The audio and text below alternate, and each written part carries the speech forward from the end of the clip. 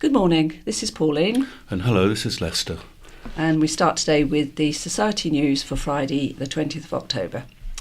Tuesday, the Dolphins will be swimming this coming Tuesday evening, the 24th of October, at the Waterside Pool in Ryde. The swimming group has sole use of the pool during the session, and there are lifeguards in attendance. If you're interested in joining the group, please contact the Society to advise us of your swimming ability and for us to advise the Waterside Pool. Wednesday, the weekly coffee morning will be held as usual to support the Society this Wednesday, the 25th of October. The coffee mornings are not just for blind and partially sighted people. Anybody can come along and have a cup of coffee or tea, as well as a piece of cake. The Owls will also be meeting on Wednesday, the 25th of October at 2 p.m. in Millbrook House. There will be music from members of the Hoolies. The group lasts approximately 45 minutes, which is then followed by tea or coffee and cake. Thursday, on Thursday, the 26th of October, the Knitters and Natterers will be meeting at Millbrook House. The group meets at 10:30 a.m. till 2 p.m. As well as the knitting, there is plenty of nattering, and in the afternoon volunteers come in to read to the group. Saturday, the October Isle of Wight Fellowship will be held at Bethany Evangelical Church, Union Street, Newport, on Saturday, 28th of October at 3 p.m. The speaker this month is Mr. Peter Young. There will be hymns, a quiz, story reading and a short Christian message, followed by tea. A collection is taken from which donations are made to the Torch Trust for the Blind. Hymn books and scripture in large print and braille are available. For further details, please contact Mrs. Jackie Moore on 520797. Any other news? The bowling group will be meeting at LA Bowl in Ryde on Wednesday, 1st of November at 2 p.m. The cost is £3.95, which includes shoe hire. All are welcome. Please note there is no transport for this group. We're now taking orders for large print calendars and diaries for 2018.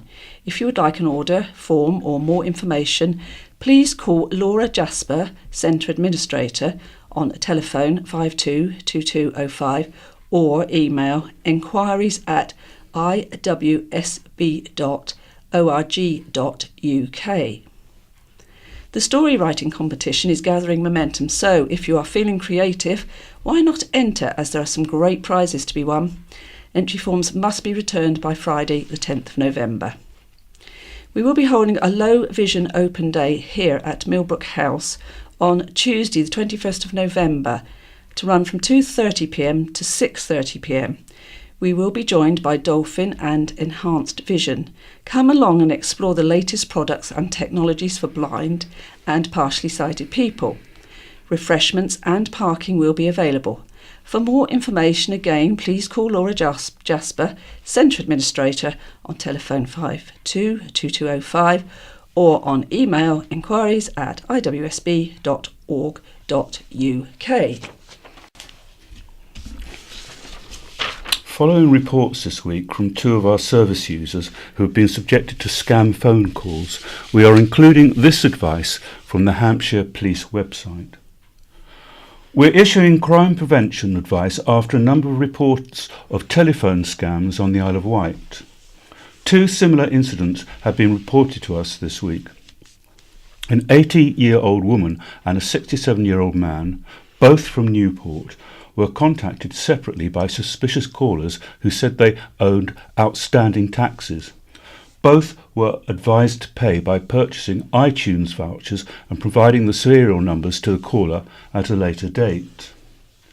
In addition, a 76-year-old man from Ryde was contacted by a caller asking them to send money to Kenya and Macedonia via Western Union by purchasing Steam vouchers at game stores and providing the serial number to the caller. Investigations are underway into these incidents with our colleagues from the Isle of Wight Trading Standard team and Action Fraud. Inspector Adam Henderson Parish said, "I'm keen that no one else falls victim to a similar type of phone call from someone that they do not know. It's always important to remember that legitimate callers will not ask you for money there and then without providing proper identification to you, and will not pressure you into using unusual methods to provide money to them. Never share details such as a password or account details with a caller, and the simplest advice I can give to elderly or vulnerable people who are unsure about a caller is to hang up and terminate the call.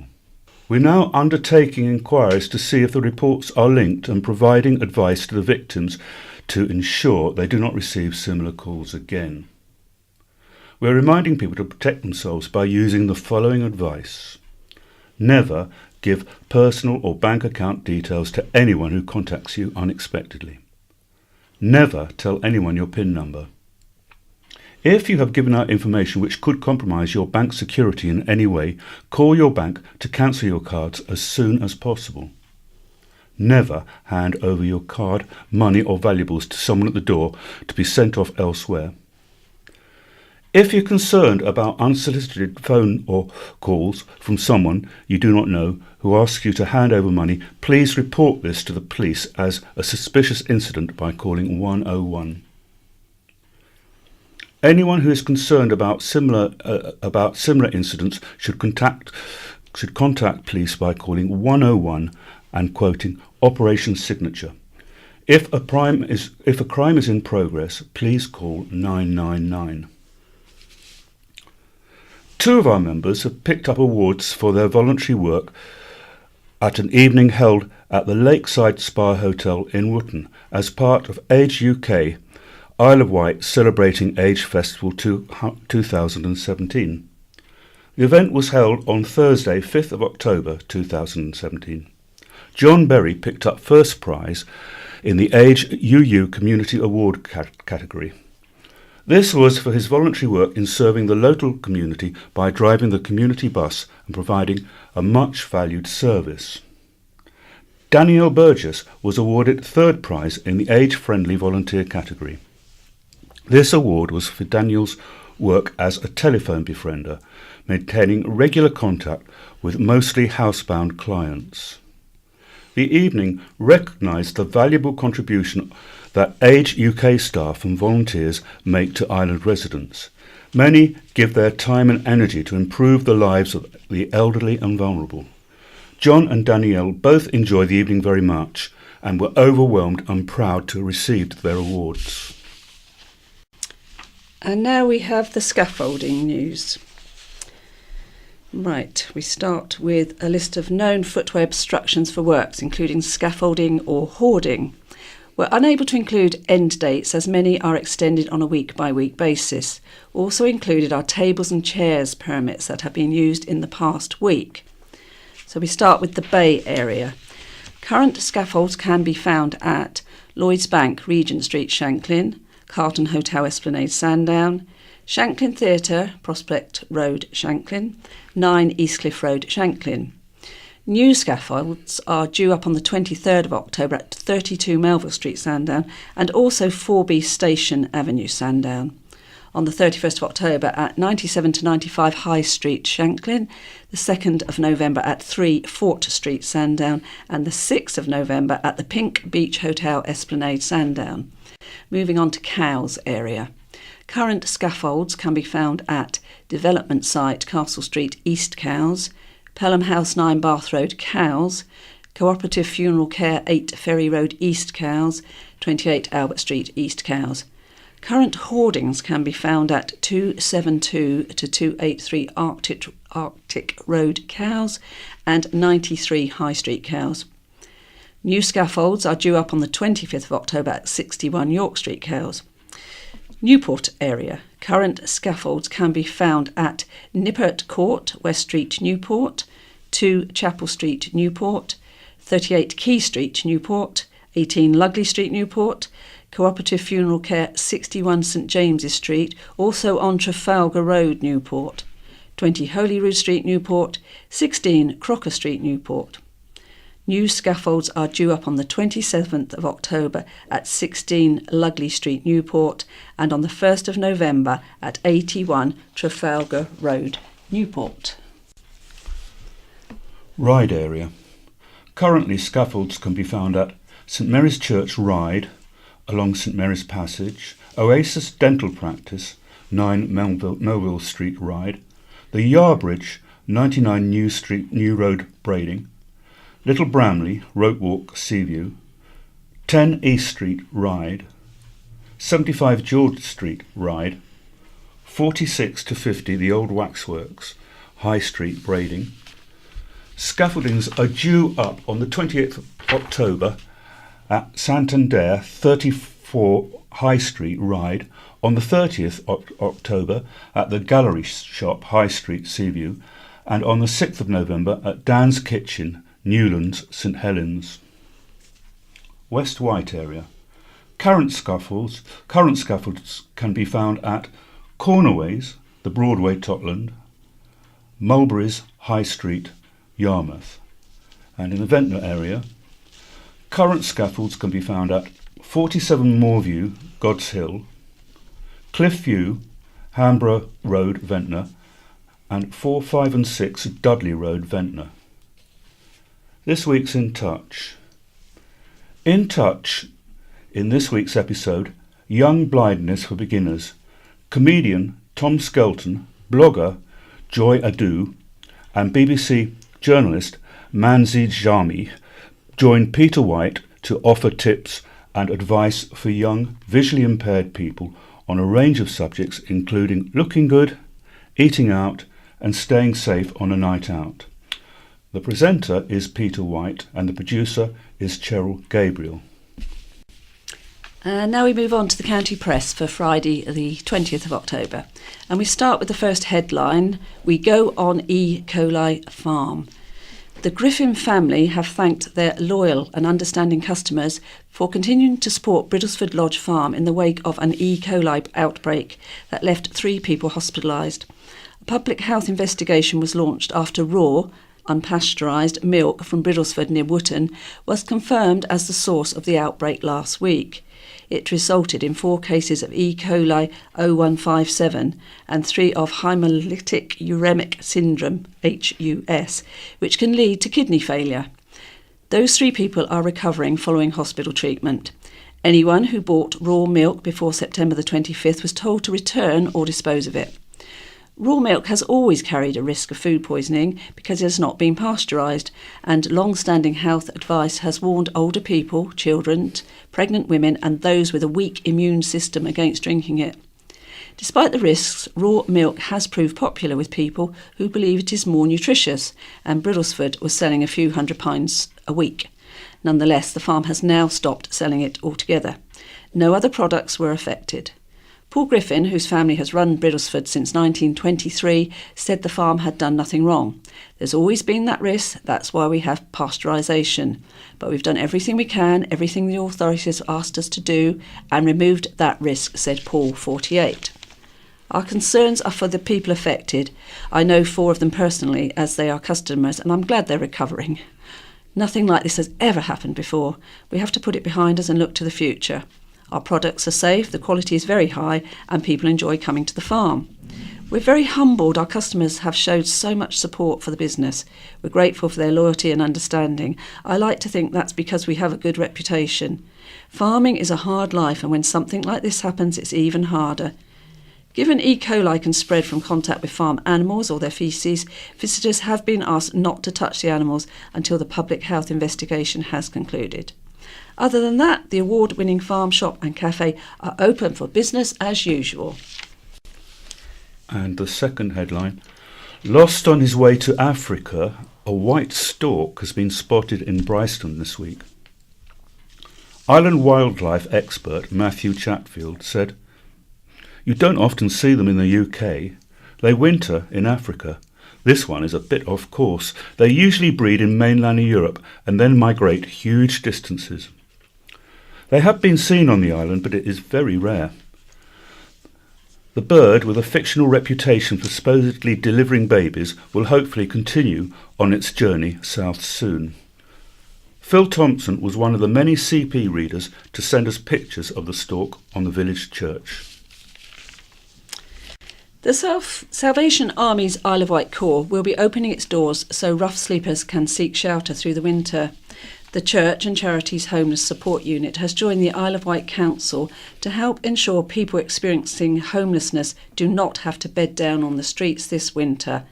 The Salvation Army in Pyle Street, Newport, will be bringing rough sleepers in from the cold from November the 27th until the end of March next year. It hopes to achieve the Housing Justice Quality Mark for church and community night shelters during its first year of operation. The Salvation Army already operates a street outreach intervention service for people experiencing homelessness on the island throughout the year. The team helps rough sleepers find appropriate help, including access to addiction support or mental health and wellbeing services, and links to other emergency accommodation provision. Jamie Brenchley, Service Manager for the Salvation Army Homeless Services on the Isle of Wight, said, "This year we will provide a winter shelter provision that gives hope to the many people on the Isle of Wight who are experiencing homelessness. We will develop personalised packages of support alongside individuals and partners designed to support people on their unique journey from homelessness to home. This will complement our other homeless services on the Isle of Wight and enable us to provide an integrated model of accommodation, support and pathways back to independence. Life does not get better by chance, it gets better by change." Attacker fought off by teenager.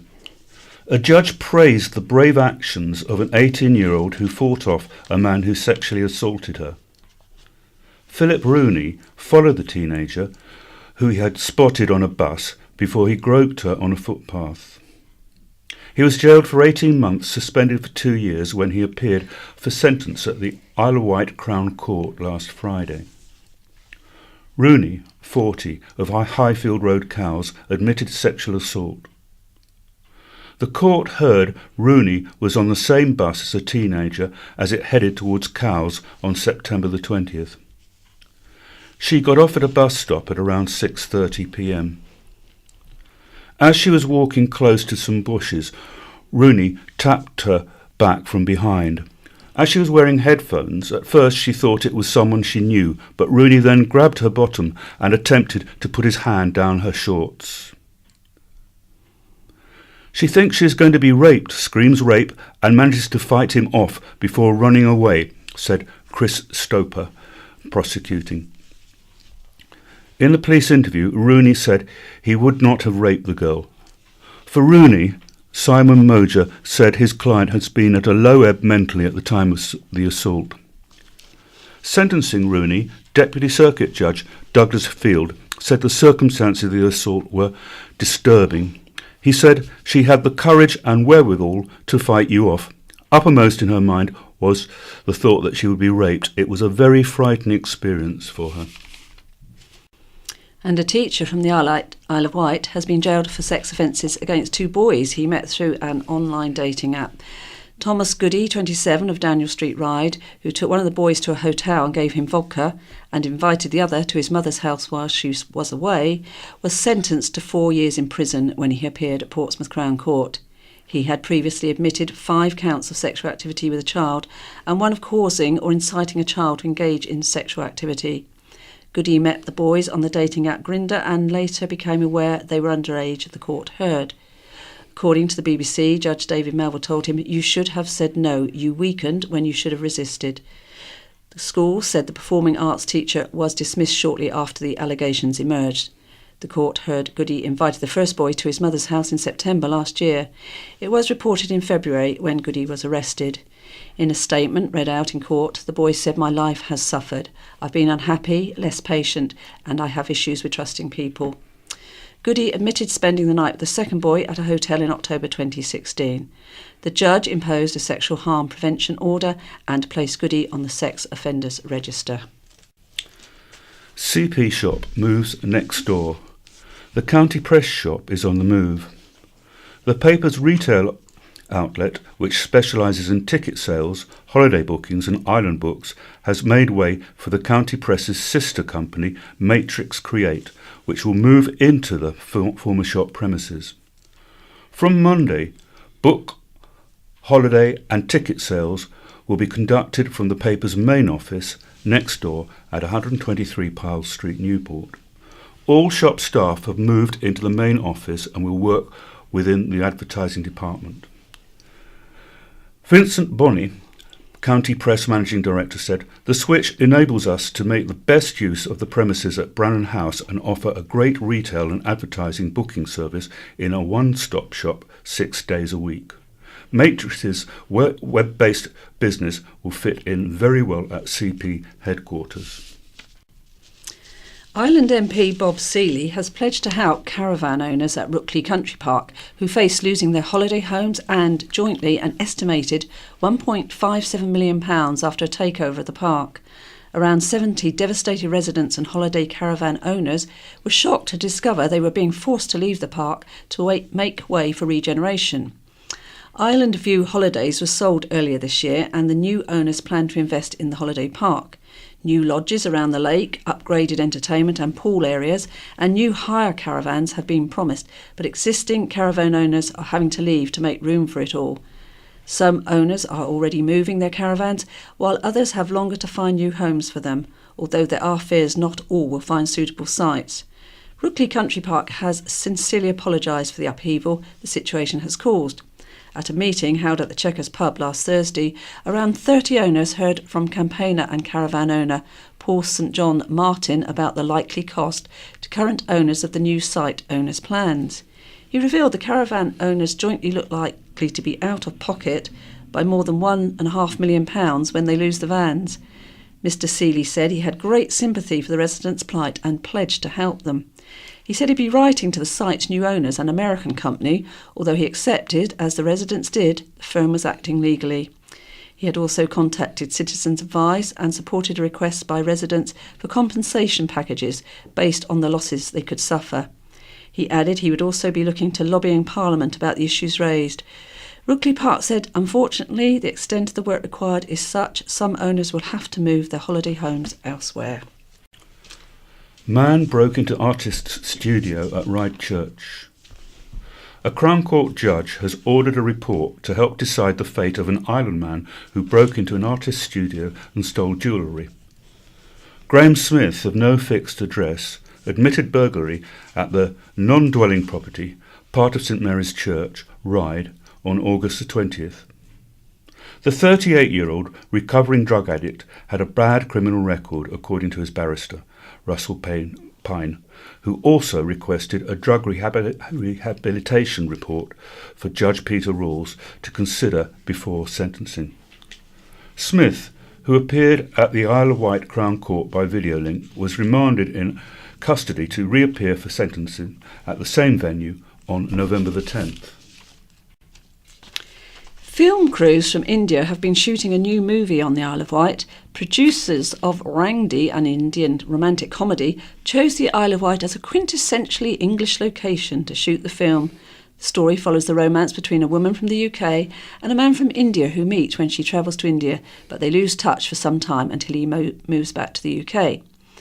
As architecture students, the pair compete at university and then compete in the workplace when they work for a London firm, but they fall in love along the way and decide to design and build their own home. Location manager Ben Richards of Animus Pictures said, "We chose the Isle of Wight because it is quintessentially English. Also, it is far more friendly and supporting than jaded, greedy London. The team from India loved the place. They loved the history and the environment, and they felt welcome. The Isle of Wight is a good location for filming because it is beautiful and film-friendly. Extras from the Island People Agency have been involved in the film and were praised for their patience and professionalism. Film crews were on location at Albert Cottage in East Cowes, the Orchards Holiday Park and Freshwater. Film comes out in India in December and will be out in the UK early next year." Pensioner admits to smuggling tobacco. Order to pay taxman £4,000. A pensioner who smuggled tobacco from the continent has been ordered to repay the taxman more than £4,000. Following an investigation which revealed he travelled regularly to the continent between October 2015 and December 2016, police and customs officers who swooped on John Starling found 85 packets of tobacco in the boot of his car. It was laid out for customers to choose their brand, with carrier bags for them to take their illegal goods away. Starling, 73, of Coronation Gardens, Shanklin, admitted 2 counts of fraudulently evading excise duty when he appeared before the island magistrates on Tuesday. In addition to the tobacco found in his car on January the 15th, worth 1,175p in evaded tax, he admitted travelling regularly to Belgium to buy a kilo at a time, which he would then sell. HMRC found he had made 18 trips, which meant he had bought 16 kilos to sell to island customers. The total of evaded excise duty and VAT was calculated at £4,110, all of which Starling was ordered to repay in compensation. Magistrates also imposed a 2-year conditional discharge and ordered he pay £105 in costs and surcharges. Assistant Director of HMRC's Fraud Investigation Service, Richard Wilkinson, said, "We will continue to work with our law enforcement partners to disrupt the criminal trade in illicit tobacco, which costs the UK around £2.4 billion a year. This is theft from taxpayers and undermines legitimate traders. Anyone with information about the sale or smuggling of illegal tobacco can call the fraud hotline on 0800 788 887. Revised plans by the Boundary Commission to split the island into 2 constituencies with 2 MPs have been published. The inclusion of Wootton in the proposed East Wight constituency is the main change from previously published plans. Following a decision by Parliament to reduce the number of constituencies in the UK and to ensure the number of electors in each constituency is equal, the Commission was asked to make recommendations about where the boundaries of English constituencies should be. An initial 12-week consultation was held in the autumn last year, giving people the first chance to view and comment on the plans, followed by a second consultation in the spring. On the island, the Commission has recommended an East Wight division, with the Western constituency including the towns of Newport Cowes and East Cowes, as well as rural West Wight, and the Eastern constituency taking in the towns and villages along North East and eastern areas of the Isle of Wight, including Ryde, Sandown, Shanklin, Ventnor and now Wootton. Islanders have until December the 11th to have their say. Following this third and final consultation, the Boundary Commissioners will consider all the evidence submitted throughout the process. They will then decide on their final recommendations before submitting them to Parliament in September 2018. If agreed by Parliament, the new constituencies will be in use at the next scheduled general election in 2022. Hurricane Island appealed for aid. Roll Out the Barrel Trust, ROTB, has launched an appeal for aid items for hurricane victims in Dominica, a small Caribbean island devastated by recent hurricanes. With little support reaching smaller island populations, the island-to-island Dominica appeal is hoping to provide life-saving rotary water barrels, filters and other hygiene items. ROTB manufacture 30-litre rotary barrels to assist women and children in Africa and beyond who are limited by water transportation challenges. Launched by Chief Executive Officer Hannah Wallace, the founder Adrian Brewer, ROTB is working in collaboration with Nature Island Network Dominica to fill a 40-foot container free of charge via Geest shipping line.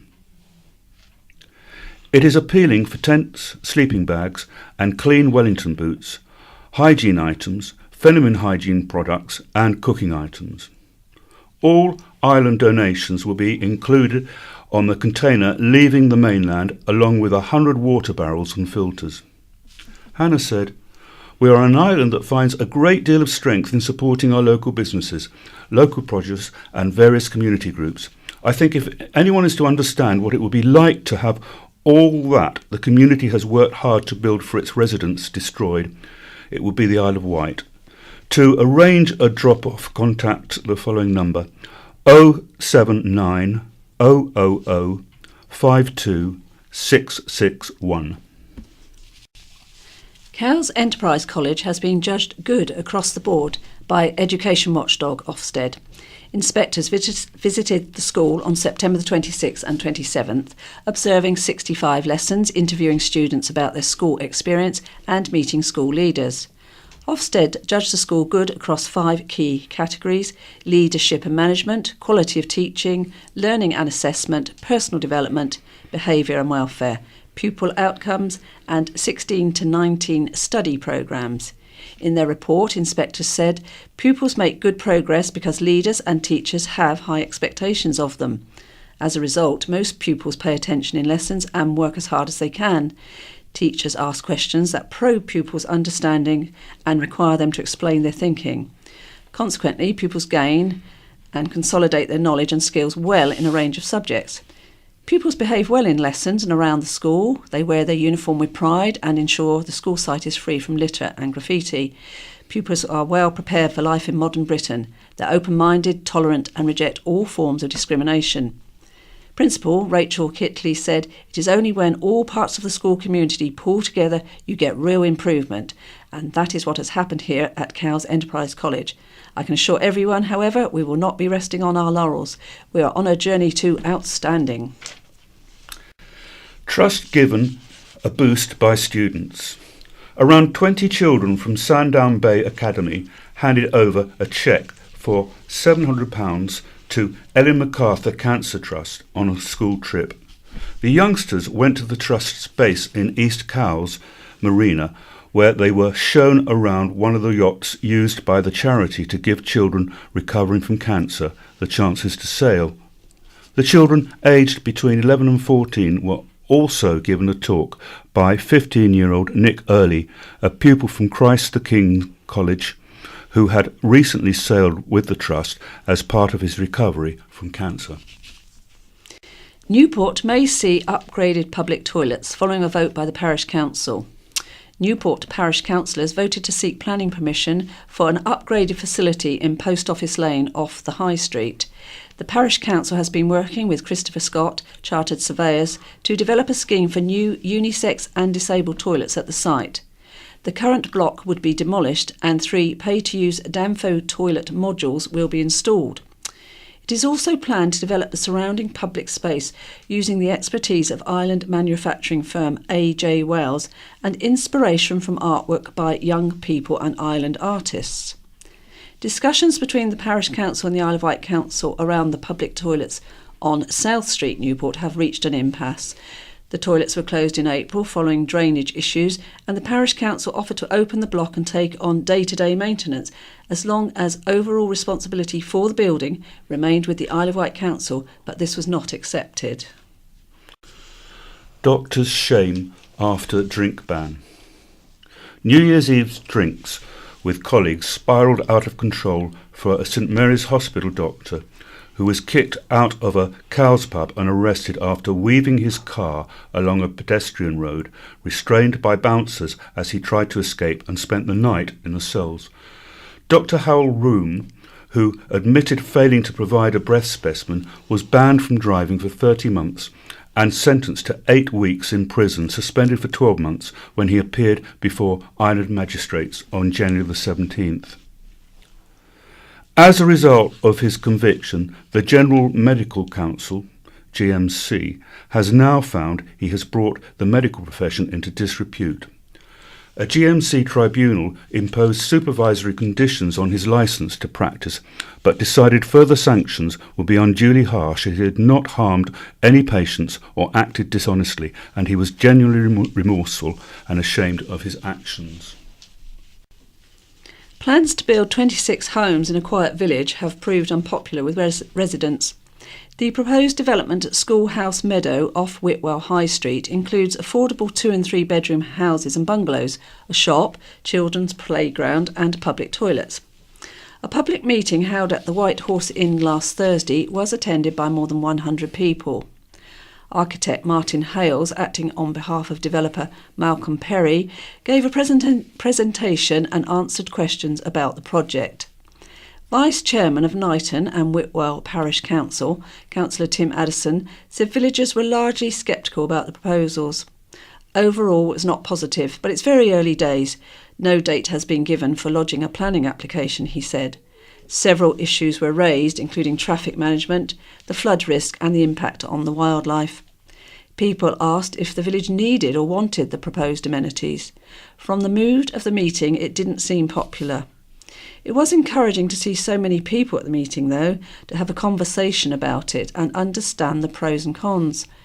Although there was some support for a shop or playground on the Whitwell Village Facebook page and a plea for housing for families and younger people, almost everyone criticised the plans.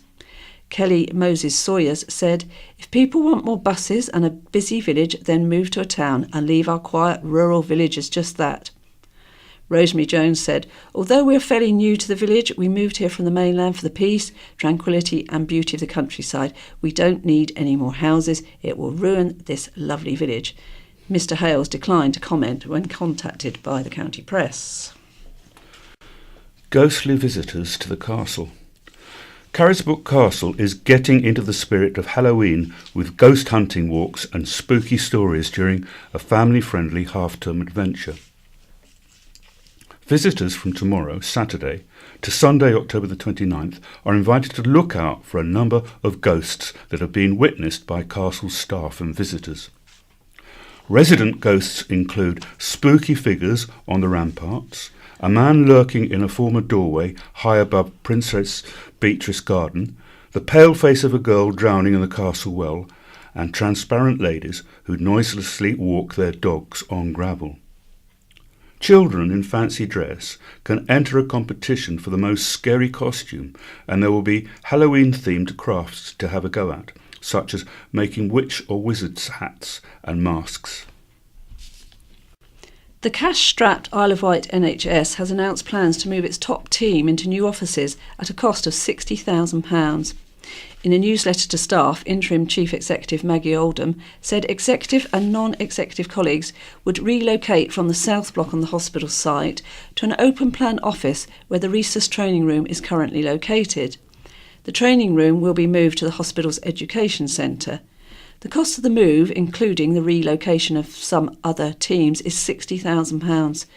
The news comes after the Trust announced it was close to being put in financial special measures due to its multi-million-pound deficit. A St Mary's employee who wished to remain anonymous said the NHS gravy train continues, with a raft of interim directors being brought in and moving on with little accountability. I think the taxpayers of this island would be horrified at this ongoing lack of improvement. In the newsletter, Ms Oldham said, "I am a tight northerner, but I consider this to be worthwhile. We get the conference room back, particularly good for this year's flu vaccination season.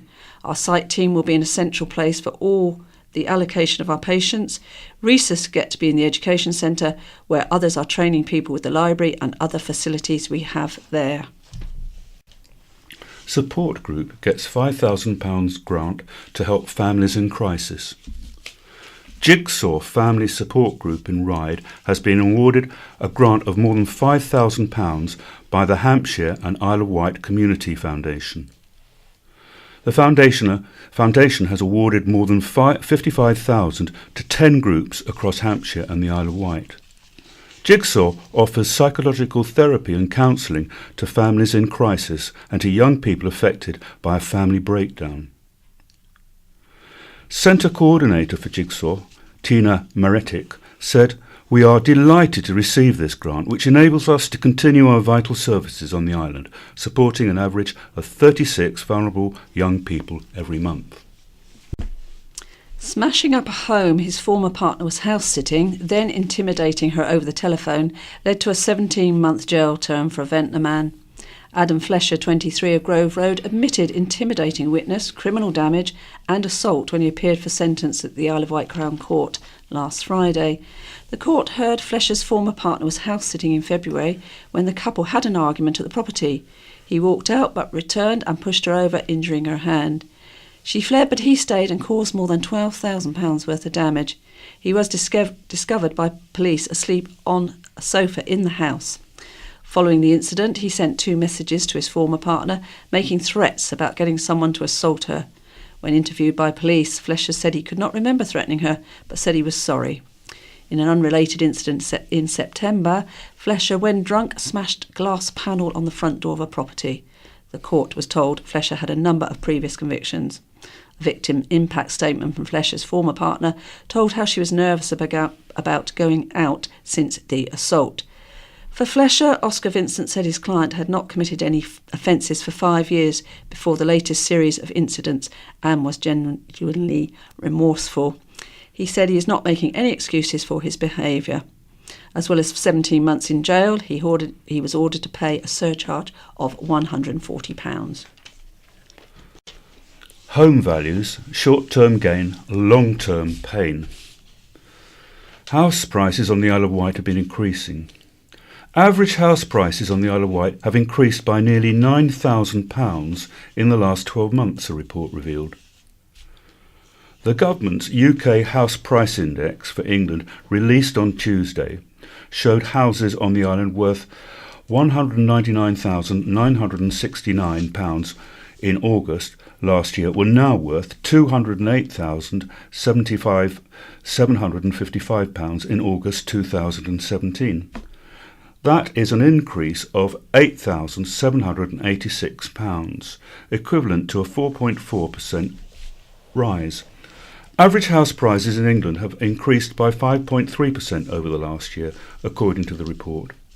However, a BBC report published this week found the 58% of wards in the country, residential properties, were selling for less now, after accounting for inflation, than they were in 2007. The report said prices were up in Cowes, Gurnard, Ventnor, Chale, Knighton, Whitwell and southern Shanklin, but the rest of the island prices were down. 5,000 more jobs, 3,000 more Band D homes and a £107.50p increase in the weekly wage could be on the cards within 10 years if the Isle of Wight Council's latest plan pays off. Having taken control of County Hall from the island independents in May, the Conservatives have unveiled their vision and aspirations for the island. A new corporate plan, an overarching strategy for making the island an inspiring place in which to grow up, work, live and visit, was approved at an extraordinarily full council meeting on Wednesday by 21 votes to 10 with 4 abstentions. 3- and 10-year targets set out in the plan include delivering economic growth, improving education, protecting the environment and supporting vulnerable people. Councillor leader, Councillor Dave Stewart, said his party had a mandate for the plan which would help communities to help themselves and ensure everyone has an opportunity to live the lives they want in a safe, independent manner, where they have the tools and skills to take responsibility for their own quality of life. It includes significantly reducing the number of admissions to residential care homes by placing elderly people in extra care independent living schemes and reducing the number of children looked after by the local authority, the number of people on the housing register and the number of households in temporary accommodation. One 10-year target is to increase residents' satisfaction with the way the council runs things from 39% to 70%. The corporate plan follows hot on the heels of a regeneration strategy, itself set to deliver £15 million in additional council tax income and business rates, 12,000 jobs and 1,200 new homes over the next 10 years through the regeneration of sites including Newport Harbour, the former Camp Hill Prison, Ryde Interchange and Esplanade, and plans to invest £100 million in the commercial property market. Walkers start with hearty breakfast. Many bowls of porridge were served as 80 walkers rambled over the downs from Chillerton to Gatcombe and back to raise money for children in need. The Pudsey Porridge Countryfile Ramble took place on Sunday, beginning with porridge breakfast at Chillerton Village Hall, followed by a walk to St Olave's Church, Gatcombe and back again. The event has so far raised £700 for BBC Children in Need, but more is coming in through donations and sponsorship money. People of all ages took part in the ramble, with 60 bowls of porridge served up for breakfast.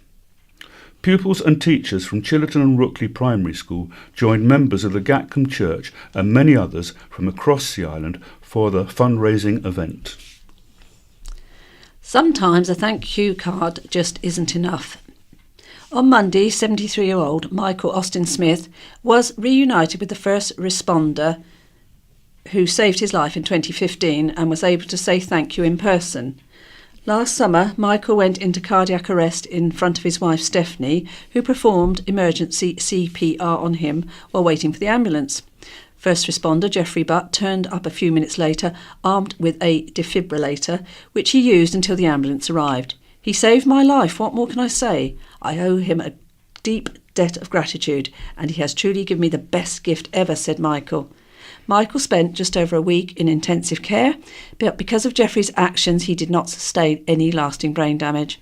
Geoffrey said, "It feels good to know Michael is here today because of my training and actions." Geoffrey, an ambulance driver from Cowes, works as one of 12 voluntary first responders on the island, although a recruitment drive will bring the number up to 21 in November. He's on call 3 evenings a week and is sent out to the most serious cases, able to provide CPR and other emergency treatment before the ambulance crew turn up. Louise Walker, Head of Ambulance Training and Community Response Services, said, "Many people are scared to perform CPR or use a defibrillator in case they do more damage than good. However, if CPR is given and a defibrillator used on a patient within the first 3 minutes, the chances of their survival goes from just 5% to as high as 74%.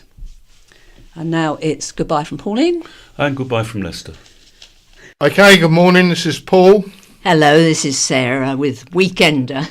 We're going to start with Letter of the Week by Mr. M.T. Bodman, Vice Chairman, Shanklin RBL. There are changes at this year's Royal British Legion Festival Remembrance at Shanklin Theatre on November the 10th at 7:30.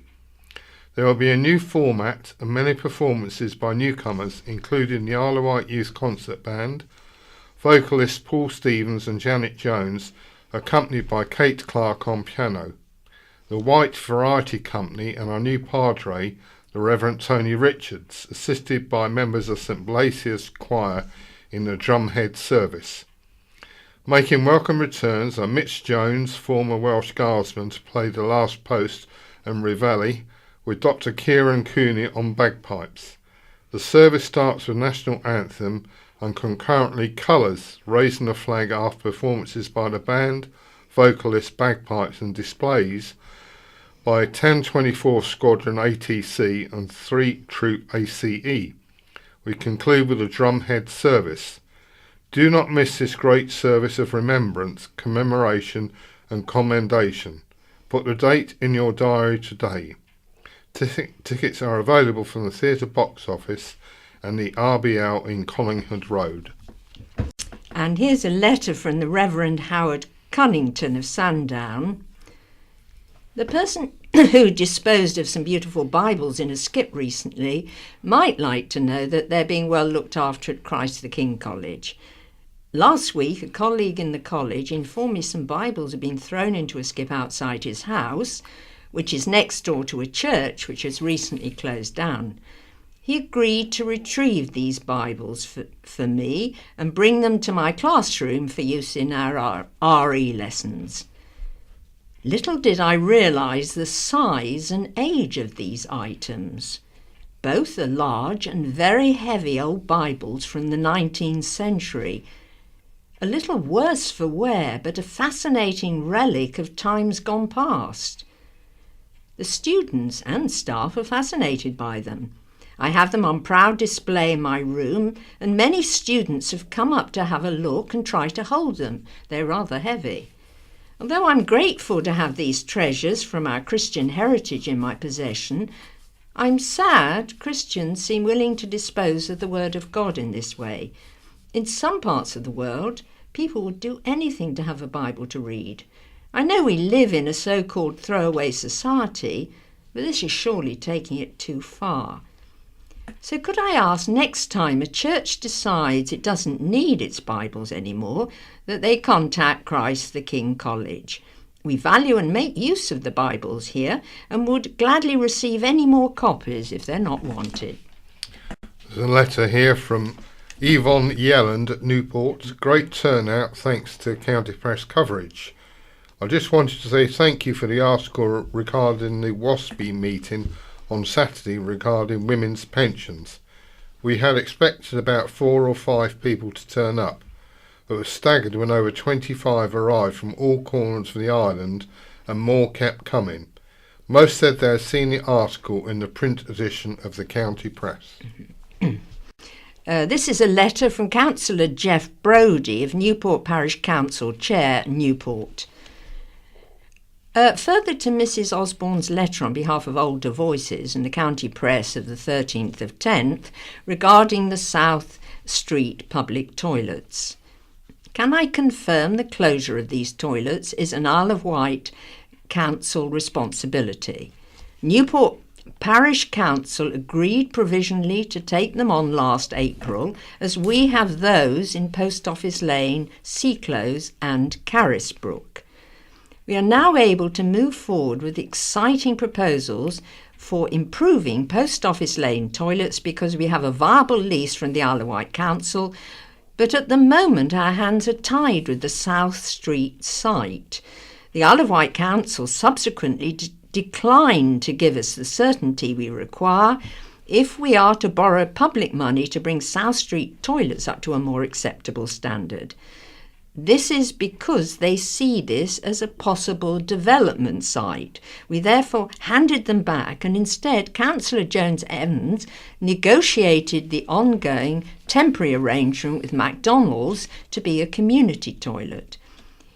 We would like to assure members of the public they'll be made welcome by McDonald's and their facilities are clean to a very high standard, open from 5 a.m. till 11 p.m, longer hours than public toilets. We've offered to open and close South Street and clean them, and the Isle of Wight Council retained responsibility for maintaining them, but they've declined. The Isle of Wight Council is continuing to pursue with Southern Vectis the restored provision of customer toilets within the bus station, a condition that was originally required as part of its planning permission. Little of this explanation will be of any consolation to Mrs Osborne and the public, but I would assure everyone Newport Parish Council only wants to do the best it can within the limited resources it has. The Isle of Wight Council has closed public toilets across the island, and parish councils have stepped in where they can. There's a letter from Mayreed Healy, Executive Director, Isle of Wight Youth Trust, Newport. Here to listen. We were disappointed to read Rebecca Roncaroni's piece, Normal Feelings Aren't Mental Illness, in the county press of the 13th of October, and its conflated view of mental health and mental illness. Reading the piece, I found myself thinking about the impact this cynical view of the Island Youth Mental Health Census would have on all the many young people who took part. There is an overwhelming lack of information available on the mental health experiences of children and young people across the Isle of Wight. The Youth Trust set about proactively conducting the first ever Island Youth Mental Health Census to hear directly from young people about their views and experiences with mental health. We worked hard to release our key findings quickly and publicly, which our young people had asked us to do. In designing our survey, we consulted with specialists from both market research and education backgrounds, as well as with young people themselves, and developed 3 age-specific methodologies, including interactive workshops for younger children to cater to the different needs of such a large age range. We surveyed 5 24-year-olds. In releasing our key findings publicly, we discussed them in relation to mental health, not mental illness. We like to think of mental health as a spectrum, much like physical health. In discussing health or health issues, we would not be accused of suggesting everyone had an illness, and we feel the same should be true for discussions about mental health.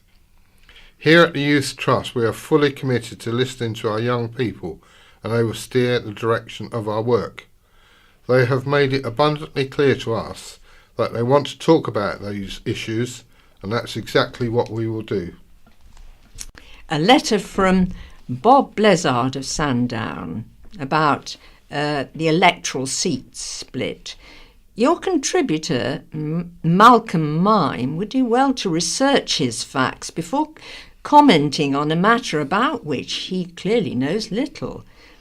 I'm referring to his assessment of the Boundary Commission proposal to split the island into 2 parliamentary constituencies.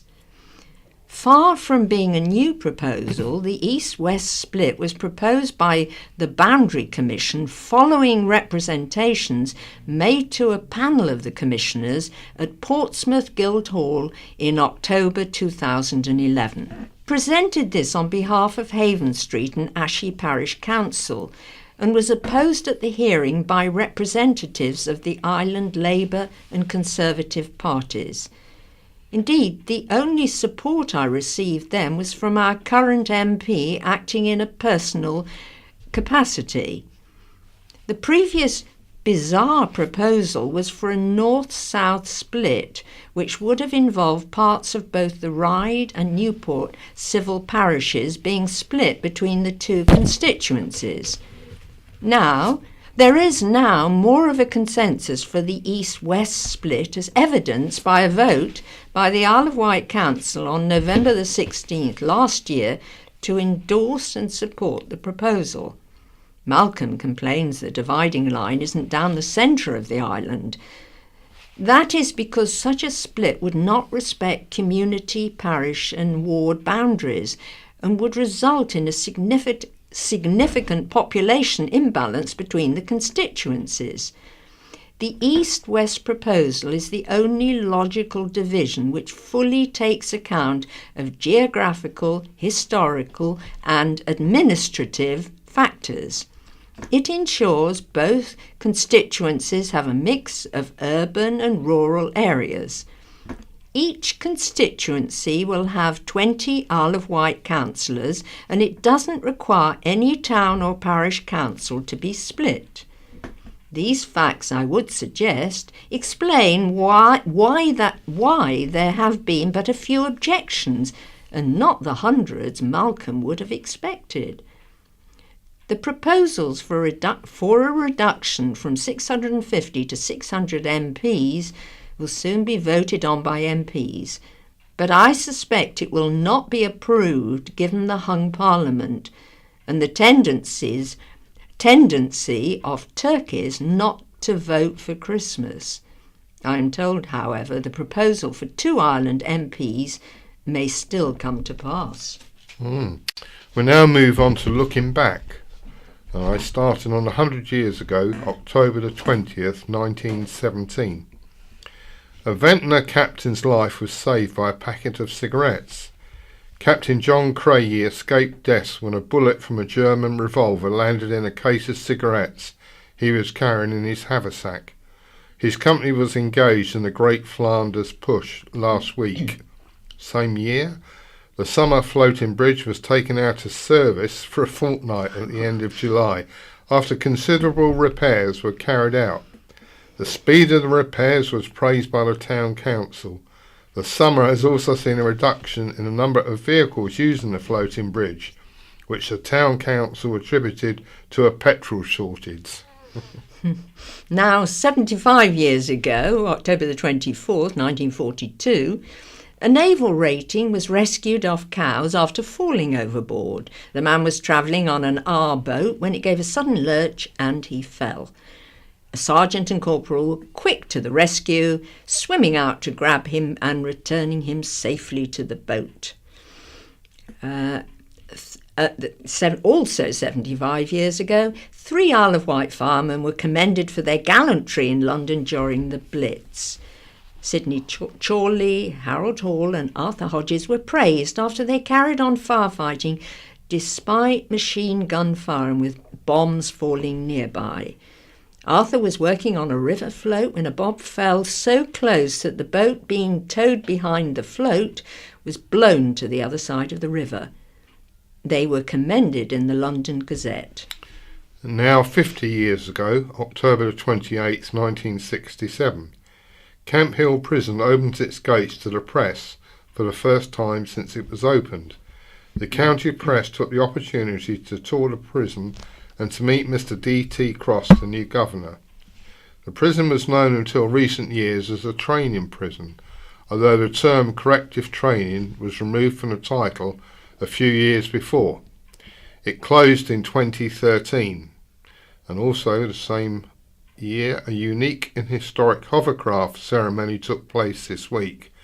The giant SNR-4 hovercraft, the largest in the world, emerged for the first time from its mystery-shrouded hangar.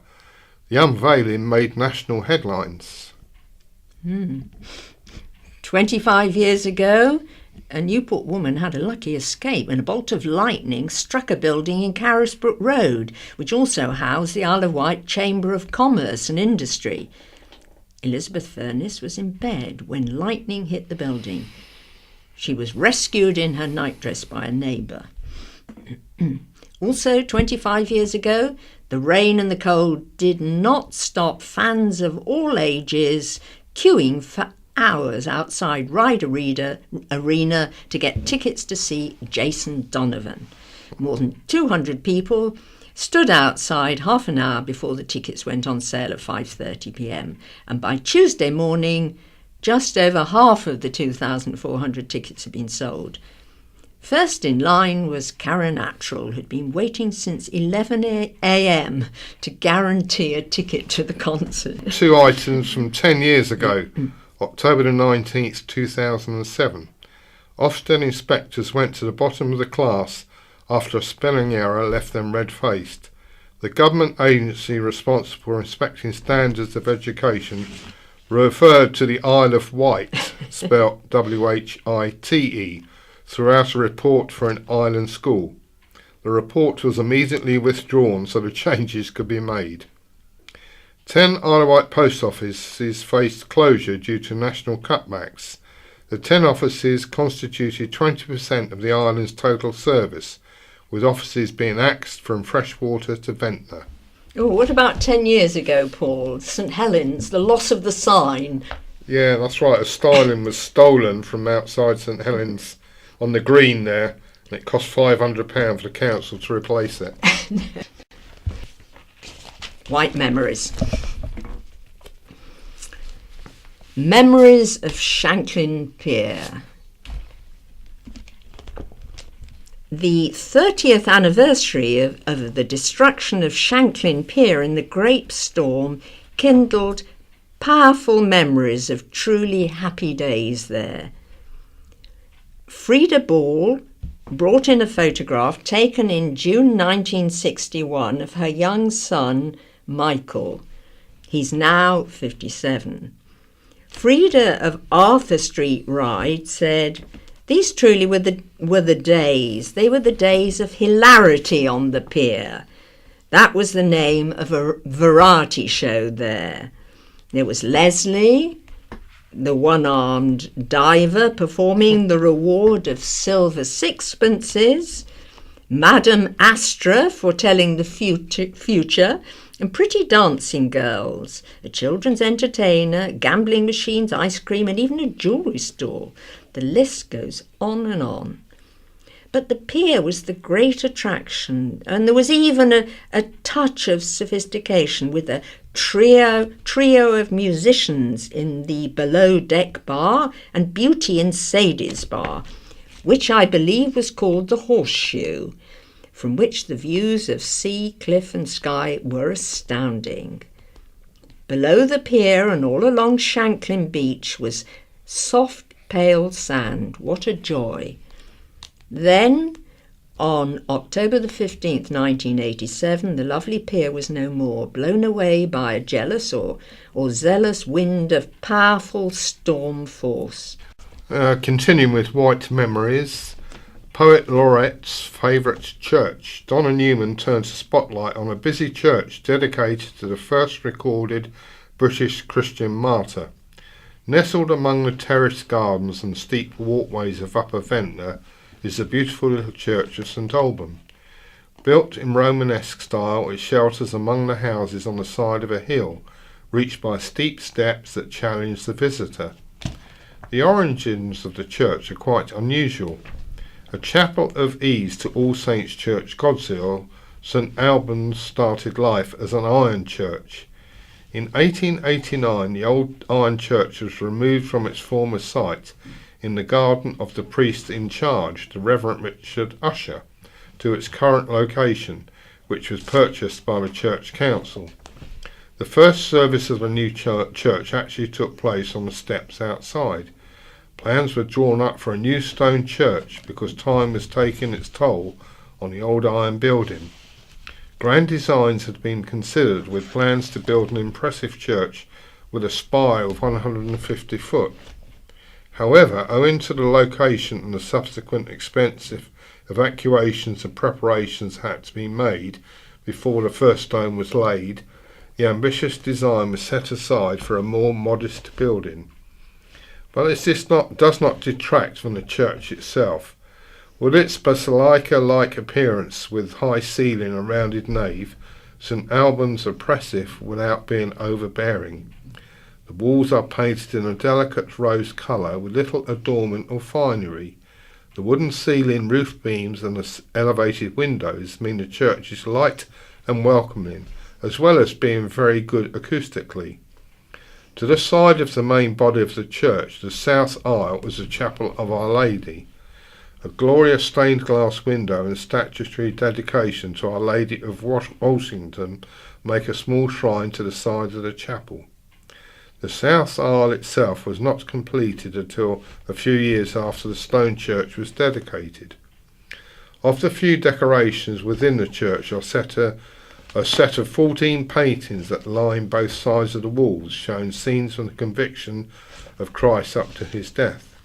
The statue of St Alban, considered to be the first British saint, stands prominently alongside the Lady Chapel. St Alban stands within the ancient parish of God's Hill, and its erection must have been a considerable relief to the residents of Upper Ventnor and Loverville, who would otherwise be expected to travel the 4.5 miles to the mother church. Its connections with All Saints can be seen in its Anglo-Catholic services and the beautiful matchstick model of the church that is situated at the back. The original designs drawn up by the Ventnor architect Franco M. Coley showed a church with a tower, which was supposed to have held the bell from the old iron church. However, although the tower was started in 1922, the footings were found to be insecure and construction had to cease. There is still hope the tower may someday be built as planned, leading St Albans to be admired from the coast below. For a little modern church, St Albans certainly has some history. From its humble beginnings, its supposed grandeur that was foiled by local geology, to its current role as an active part of the communities, St Albans is flourishing. Music is a strong part of the church, with its restoration of the organ taking place, evensong being brought back, and hope for both boys and mixed voice choirs. It was the favourite island church of poet laureate Sir John Betjeman, and with its quiet, gentle peace and amazing views across the sea, you can understand why. Now, my view, first of all, Catherine James, Life on Mars, who cares? One sunny Sunday in 1969, I was participating in a leapfrog competition when my mother popped out of the house and made her way across to us bouncing children. I was instructed to come inside, which I was reluctant to do, and made to sit in front of the television with the curtains drawn against the sun and watch the Apollo moon landing. My mum was quite emotional. "This is something I never thought I'd see in my lifetime," she whispered, voice breaking. Being a child of the lunar age, for me it was less of a surprise. After the bulletin was over, I was allowed to go back outside to play. The small step of astronaut Neil Armstrong's was undoubtedly a giant leap for mankind. Of the 12 men who set foot on the moon, 6 remain with us. One of them, Edwin Buzz Aldrin, is still very actively involved in promoting space exploration. I follow his antics on Twitter, and it seems his mission is to boldly jet around the world, trying to drum up interest in another celestial body with his Get Your Ass to Mars initiative. Buzz is not the only one with a keen interest in exploring Earth's sometimes nearest planetary neighbour. Billionaire engineer and inventor Elon Musk founded SpaceX with the goal of colonising Mars. Why, in the island's own Medina Theatre, I heard veteran British actor Brian Blessed bellow his desire to be launched to the Red Planet. He's even completed 800 hours of space training at Star City in Russia in the hope he'll be selected. But why? What's the attraction of going to Mars? From this distance, it looks like an inhospitable dust bowl, and we've plenty of those on Earth, so why go all that way? Some say it's necessary for humanity's survival. Others offer the equally flimsy because it's there. I was at Wight Bay last weekend on an unexpectedly hot October afternoon. The tide was out enough to expose those long fingers of rock which stem from the vertical geological formations. Standing at the top of the cliff, I read a gift to nature plaque which told me that below my feet was evidence of millions of years of life on Earth. Prior to the appearance of we pesky humans, invertebrates were busying themselves forming relationships with plants, long before dinosaurs and for the millions of years afterwards. Down on the shore, as the sea trickled round my feet, I thought of all the life within it and wondered why some people are so driven to find life on other planets when there's so much to wonder at here on the Isle of Wight. Over to Jim Gibbons now. We are constantly let down by MPs. This is his personal view, yeah. In 1898, Émile Zola wrote an article headed J'accuse in the newspaper L'Aurore. It resulted in the exoneration of a wrongly accused man and is a standard example of the power of the press to influence government and correct wrongs. Well, I'm clearly no Zola, and the county press is no L'Aurora, and the scandals I wish to detail are orders of magnitude greater than his highly focused target. Are those good excuses for not following his example? I think not. As Chesterton wrote, if a job is worth doing at all, it's worth doing badly. The following are some examples of how our rulers have failed us, not for a year or by one regime, but for decades under more than one government. Constituency boundaries have been unfair for decades, resulting in over-representation of people in the rotten boroughs at the expense of such places as the Isle of Wight. This is totally due to the special interests of the political parties. And by allowing postal votes without medical evidence of need, the principle of the secret ballot has been badly eroded. Banks have been allowed to grow to be too big to fail, meaning we have to pay for their misdeeds. Bankers who have caused ruin and chaos by practices at least reckless and more likely criminal have been allowed to retire in peace, keeping their ill-gotten gains.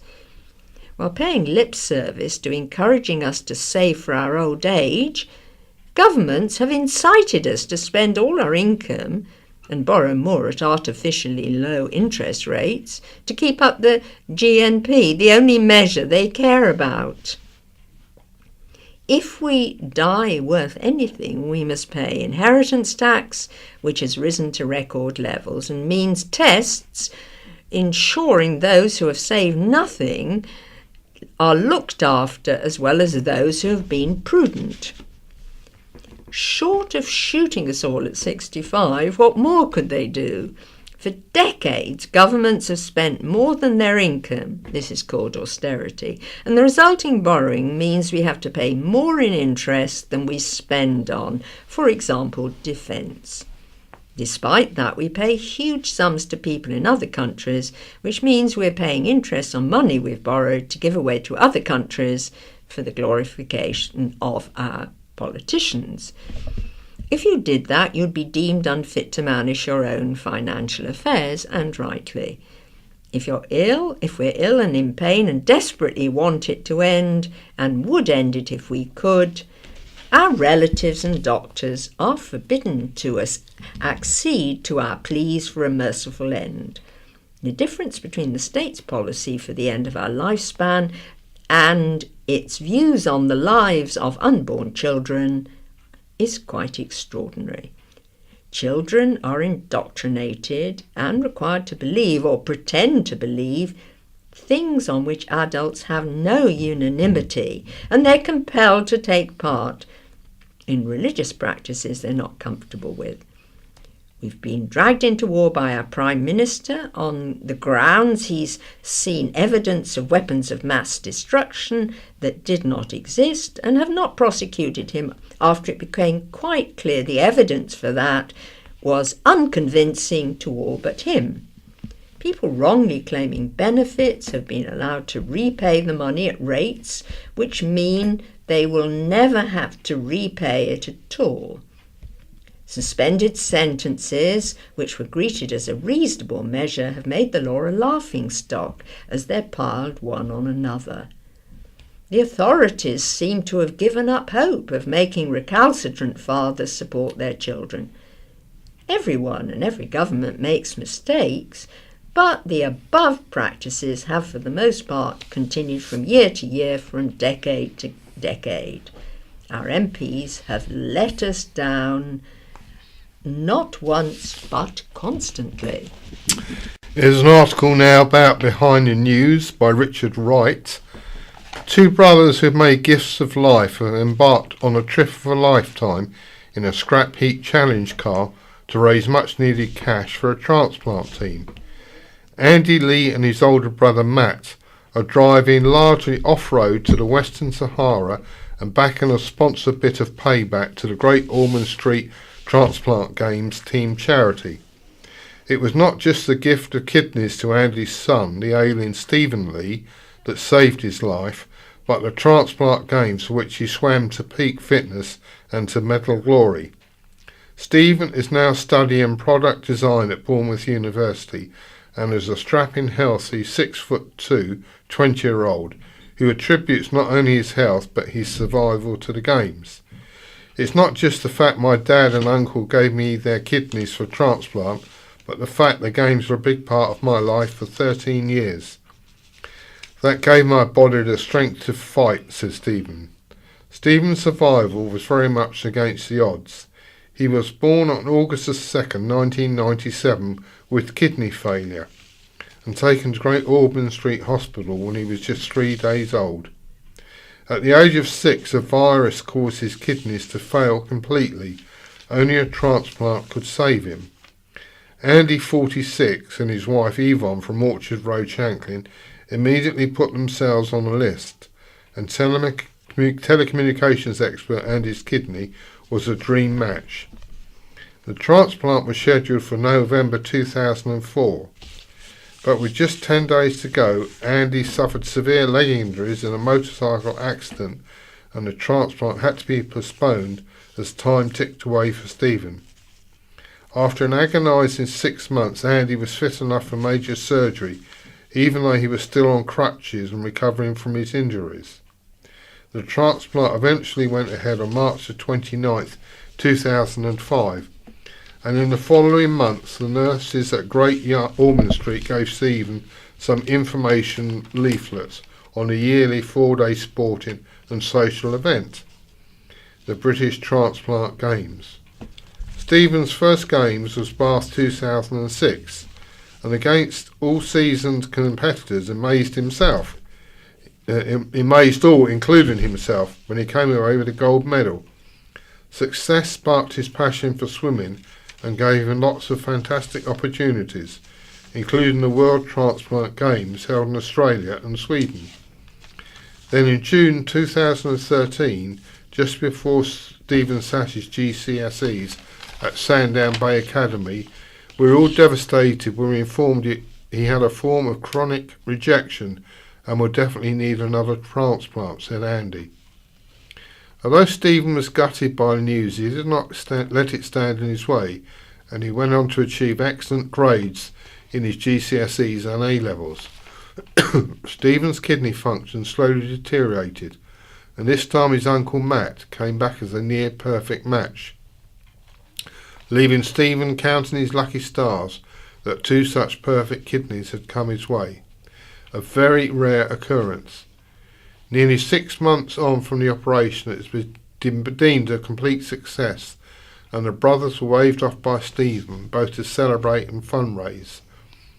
The brothers' car is very much a one-off, a Sandvale built by Andy and Matt, fitted with a 2.5 litre fuel-injected Sabara engine. It incorporates scrap obtained from cars, boats, wind turbines, aircraft shop fittings, a helicopter, and many other bits and pieces they have acquired, including the steering wheel from Andy's first car and a bracket from a Centurion tank. They have even fitted the luxury of a windscreen, but have no plans for doors, and they have been blown away by the support they have received from companies on the island.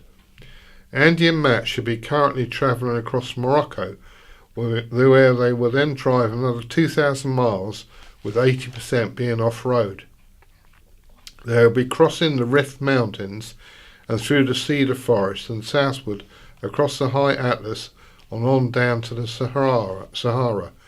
They will then return via the coast and Anti-Atlas mountain range en route to Marrakesh, where they would overnight in an authentic riad, the only proper bed on the trip before driving back home to the UK. We hope our thanks and you will enable other patients, donors and families to receive the valuable support that was made available to Stephen and to us in Andy.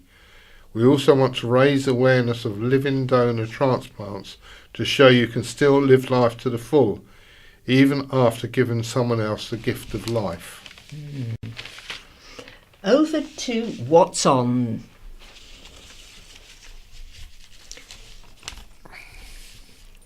This event starts at 3 p.m. and it's a must for all Jane Austen fans. The rebellious and free-spirited teenage years of Jane Austen will be uncovered in a talk by an expert on the author at Bembridge Village Hall on Sunday. Ramshackle Cinema will be marking the 200th anniversary of Austen's death with a talk by Oxford professor Freya Johnson, one of the country's leading experts on the author. Professor Johnson, who has just co-edited Austen's teenage writings for Oxford University Press, will be exploring the author's rebellious and free-spirited teenage years. She will also reveal how Austen's earliest works show a surprisingly anarchic and feisty spirit, and explore the 3 surviving notebooks from her teenage years in this, Austen's bicentenary year. James Vaux of Ramshackle Theatre says, "It'll be a chance to meet Jane as never before. A rebellious teenager far removed from the rather serious image we see on today's £10 note. The talk will be followed by a full afternoon tea prepared by the Ride Lions Club. Booking essential by calling Judith Vaux on 875 738. This event, Sunday at 3 p.m. As New Church Drama Group are doing a play, Anybody for Murder. It's a thrilling comedy by Brian Clements and Dennis Spooner, writers of The Avengers and The Professionals. It's at New Church Community Hall, Thursday 26th, Friday the 27th and Saturday the 28th of October at 7:30 and Sunday the 29th at 2:30. Tickets are £7 per person. Available from, there's a phone number, 868699. This is the Phoenix Choir who's having a concert to support the church, Holy Trinity Church in Bembridge. A concert by the Phoenix Choir at Holy Trinity Bembridge will raise cash to restore the stonework. The choir's programme will include tunes made famous by Cilla Black, Manhattan Transfer, Celine Dion, Leonard Cohen, Rod Stewart and the Red Army Choir. Songs from Les Miserables and music from the film Gladiator will also be part of the wide-ranging programme of next Saturday, October the 28th. Holy Trinity lies at the centre of Bembridge, its spire rising high above the village. But this well-loved Victorian building is suffering from the effects of time and coastal winds. As with all older churches, there is constant battle to keep the building warm, watertight and in good order. So this is excellent fundraising. As Jazz at the Apollo, Newport Jazz Club presents the Graham Hewitt Jazz Band, Saturday 22nd of October, 3 to 5:30. Tickets £11, £5 for students.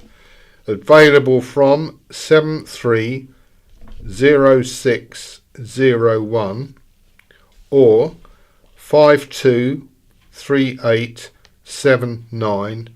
Tickets are also available on the door. This is what's on at Shanklin Theatre in October, Saturday the 21st, the Tina Turner Experience at 7:30. The Island Savoyards presents Thursday the 26th, 9 to 5, the musical. And that continues on the 27th, 28th and 29th. On the 29th, which is a Sunday, it's at 2:30 instead of 7:30. Monday the 30th, Georgie Fame at 7:30. In November, Friday the 3rd at 7:30, Jimmy Owen. Saturday the 4th, One Night of Queen. Wednesday the 8th, Paul Zerdin. Friday the 10th, RBL Shanklin Festival of Remembrance. Saturday the 11th, Rick Hall's Hoedown. Saturday the 18th, Swan Lake, Russian State Ballet and Opera House. Friday the 24th, Lucid. And Monday the 27th, Ed Byrne, The Spoiler Alert. All of those are at 7:30, except for Paul Zerdin, Rick Hall and Ed Byrne, and they start at 8 o'clock. And the box office number is 868000. And that's all for now. From Sarah, goodbye. And from Paul, goodbye. Hello, this is Mike. And this is Sonara. And we're reading the Isle of Wight Society for the Blind newsletter. For October 2017. Telephone number 01983 52205. And our registered charity number is 1149415. And first we have a message from the chairman. It now looks like summer has finished in all its glory. Let's hope for an above-average October heat wave. I trust that you all enjoyed what sun we did get during the summer months. Our new CEO, Miriam, has been a breath of fresh air, brimming with new ideas and determined to take the society forward. We have managed to recruit 2 new trustees, Jacqueline Gazard and Laura Gardner. Jacqueline is a charity communications and commercial consultant, and Laura is the ECLO, that's Eye Clinic Liaison Officer at St Mary's.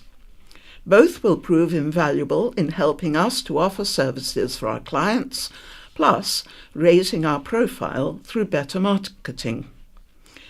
We also welcome new staff members, Laura Jasper as Centre Administrator, who brings valuable experience as a dispensing optician at an island-based optician, and Susan Early as Interim Finance Officer, who brings many years of bookkeeping and administration experience.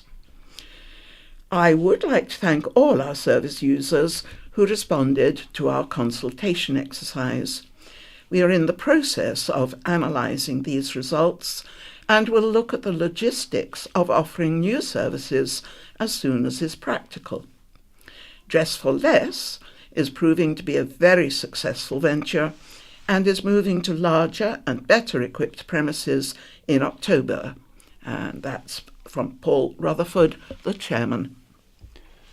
We have a hello from the CEO. So after 6 months in post, I'm delighted to say that I've now met, spoken or corresponded with a great number of you and have a clearer appreciation of the history of the Society and a strong sense of the direction I feel we should be taking to make the Society more effective and become more service user focused. To date, a great deal of time has been spent on developing strategic plans, updating policies and generally laying important foundations. Central to this is the user survey, and I would like to thank all those who have contributed to the consultation. To ensure we have the greatest possible number of responses, this exercise will continue into October. So if you haven't already participated, it's not too late. An analysis of responses to date is already shaping our future plans. Difficulties around transport issues were identified as a significant barrier to remaining active and independent. This will drive a review of how we use our minibus, considerations of alternative routes and pick-up points, and whether an additional people carrier would be a worthwhile investment. We'll also look at other transport providers. Importantly, I'm keen to support and develop more activities hosted at locations around the island. You have provided, through the survey, a great deal of information regarding the type of activities that you feel would make a positive difference. So we'll spend time exploring these ideas before putting proposals to you all. To enable us to deliver this shift in becoming more service user focused, we've also been working on an organisational review to ensure that the job descriptions of the small team of employees truly reflects the needs of the Society. Without increasing our overall costs, we're aiming to increase emphasis on marketing, communications, fundraising and services for users, all core to our future success. I feel very positive about the opportunities that lie ahead of us and look forward to introducing some new initiatives for 2018. Miriam Tong, Chief Executive. And on to those activities. Dolphins. Our swimming group meets every Tuesday evening from 8 p.m. till 8:45 p.m. at the Waterside Pool in Ryde. They have exclusive use of the pool during this session. The group is open to any visually impaired person who is a keen swimmer or who just enjoys being in the water. The pool's lifeguards are in attendance during the session. Pre-registering with the Society is essential, otherwise you may be refused admittance. Owls. Our Owls group meet every fortnight on Wednesday from 2 p.m. until 4 p.m. at Millbrook House. The Owls have different speakers who come to give talks on a variety of subjects. These have ranged from singers to ghost talks. After the talk, the group chat over a cup of tea or coffee before going home. Knitters and Natterers Club. The Knitters and Natterers meet every week on Thursday from 11 a.m. till 2 p.m. at Millbrook House, where they engage with other visually impaired people. Knitting is not compulsory. In the afternoon, the group welcome volunteers who come in to read from various books about local history, general fiction, or a more popular choice, comedy. Strollers. Strollers meet on the second Tuesday of the month. They go for gentle strolls, enjoying the island's countryside or coastal views. This is followed by lunch at a nearby pub or restaurant. The group is open to all visually impaired people who like a leisurely walk of about a mile. Striders. Striders meet on the last Friday of every month. They walk on different routes around the island and then finish off with lunch at a local pub or restaurant. This group is open to all visually impaired people who like longer walks in the countryside. Golf. The golfers meet once a month at Westridge Golf Club in Ryde. The golf group go onto the driving ranges and out onto the course. An instructor is available to help out beginners.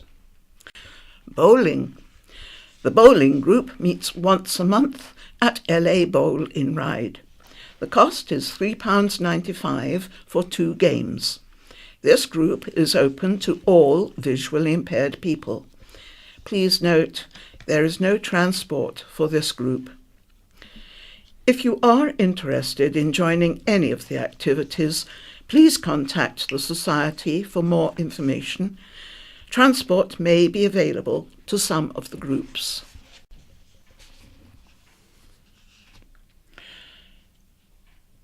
Who put that there? My name is Chris Biles. I am 49 years old and have been volunteering with IWSB since April of this year, doing a weekly afternoon shift at the Millbrook House reception desk. My core activity of handling phone inquiries is helped by some free software which, through synthetic speech, enables me to write and send emails to other colleagues as the need arises. One other piece of kit I use to take down notes during phone calls, sometimes at near verbatim speed, is a kind of shorthand machine through which I can type out notes in Braille on a kind of ticker tape. Before I continue any further, it might be worth mentioning that, as someone who has experienced various levels of sight impairment since birth, I have been a beneficiary of the Society's services for some considerable time. I've been a member of the Dolphin Swimming Group since its inception in 1998, and have received the local talking newspaper since 1985. When the idea was put to me to contribute something to this newsletter, my thoughts turned towards some of my journeys to and from Millbrook House since taking up my reception duties, which, as you will soon see, have sometimes had their moments. As effective as a long white cane normally is at detecting items which can obstruct your progress, there are a few occasions when various natural and man-made items almost conspire to outwit your normal tactile mobility skills, resulting in a bash, scratch, or very occasionally something a little worse. I'll attempt to highlight a couple of examples with the understanding that I'll never let such incidents deter my normal quest to get out and about and, in so doing, give a measure of meaning to my life. During one particularly sunny afternoon, when I was walking into town from Millbrook House, I'd not long traversed the Carisbrooke Monument crossing on Carisbrooke Road when a voice from behind was appealing with some urgency that I should slow down. This was because there was some overhanging foliage with one or two potentially nasty brambles in line with my neck and shoulders. It was just as well that I adjusted my pace to a saunter at that point, as a couple of the prickles from the overhang gently pressed themselves into the area of skin that had been exposed by the opening in my shirt. The person who approached me was Kate, one of the Blind Society's regular volunteers. Having surveyed the scene and checked on my well-being, Kate explained that once having made it home, she would return to the site of this overhanging vegetation and put her garden secateurs to work to minimise the risk of history repeating itself. This was not an insignificant point, given the potential for other service users to use the mall as a way of getting to or from Millbrook House. About a week later, in almost the same location, I ended up having a fight with a traffic light pole that was considerably more awkward than a light scratch from a bramble. The first hint of problems manifested themselves through a signboard, presumably warning drivers of temporary roadworks, which took up at least half the width of the pavement. Feeling I had no choice but to veer towards the area of pavement closest to any physical boundaries with adjoining properties, my virtual antennae were tuned into the risk of getting a face full of foliage, but by then I was inches away from encountering something far more painful. The fact that a decommissioned set of traffic lights were drilled into the pavement close to the wall boundary is one thing.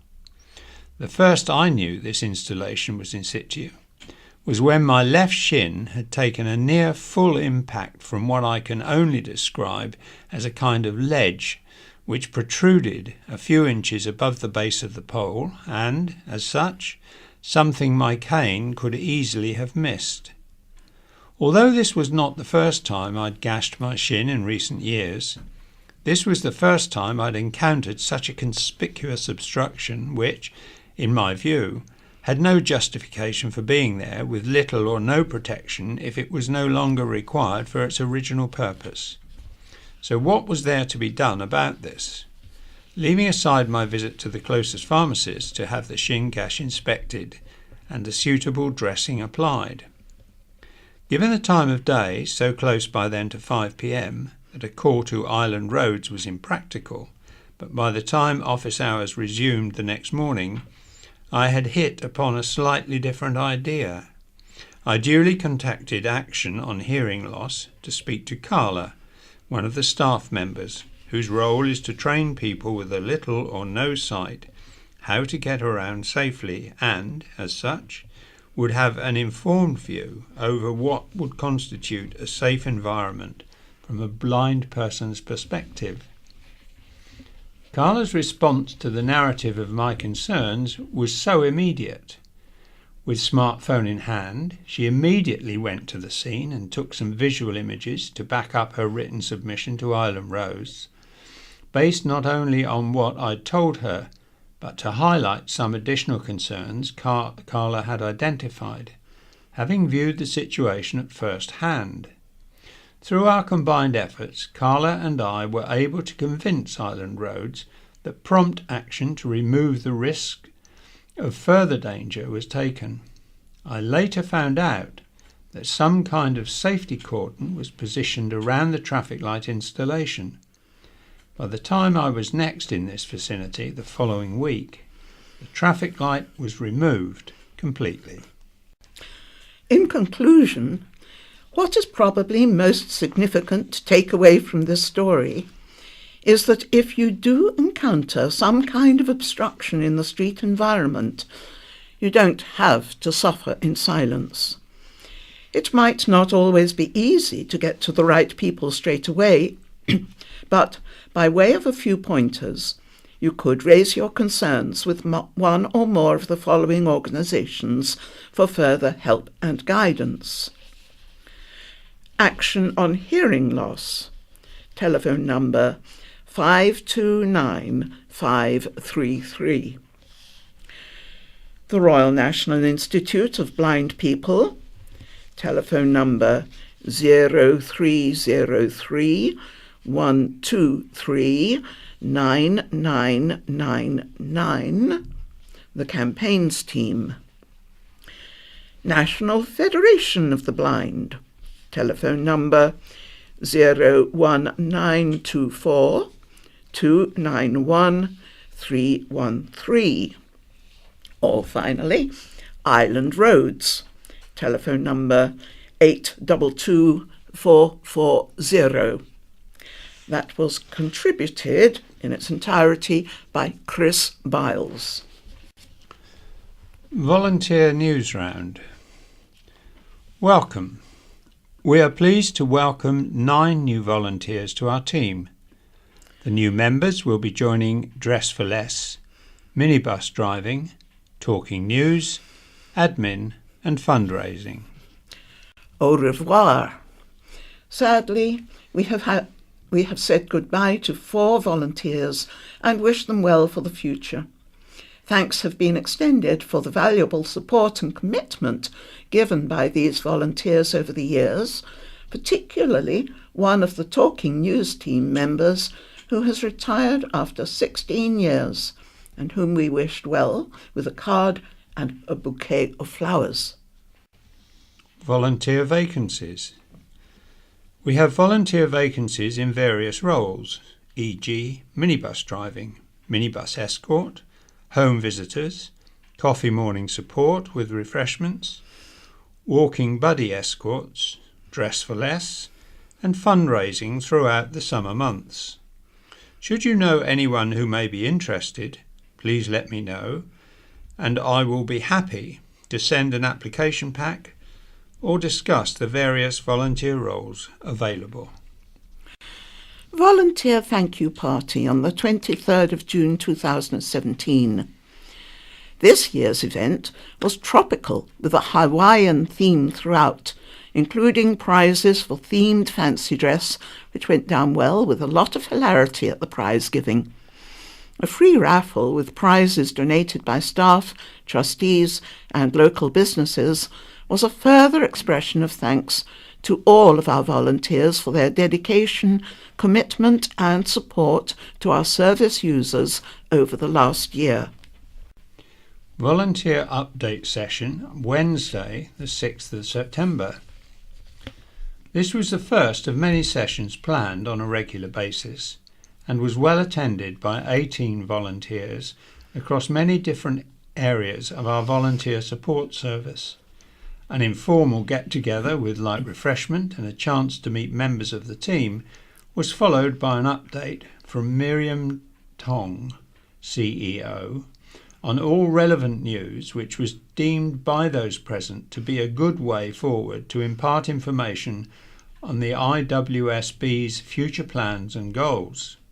The next session is planned for Thursday the 14th of December, 4:30 p.m.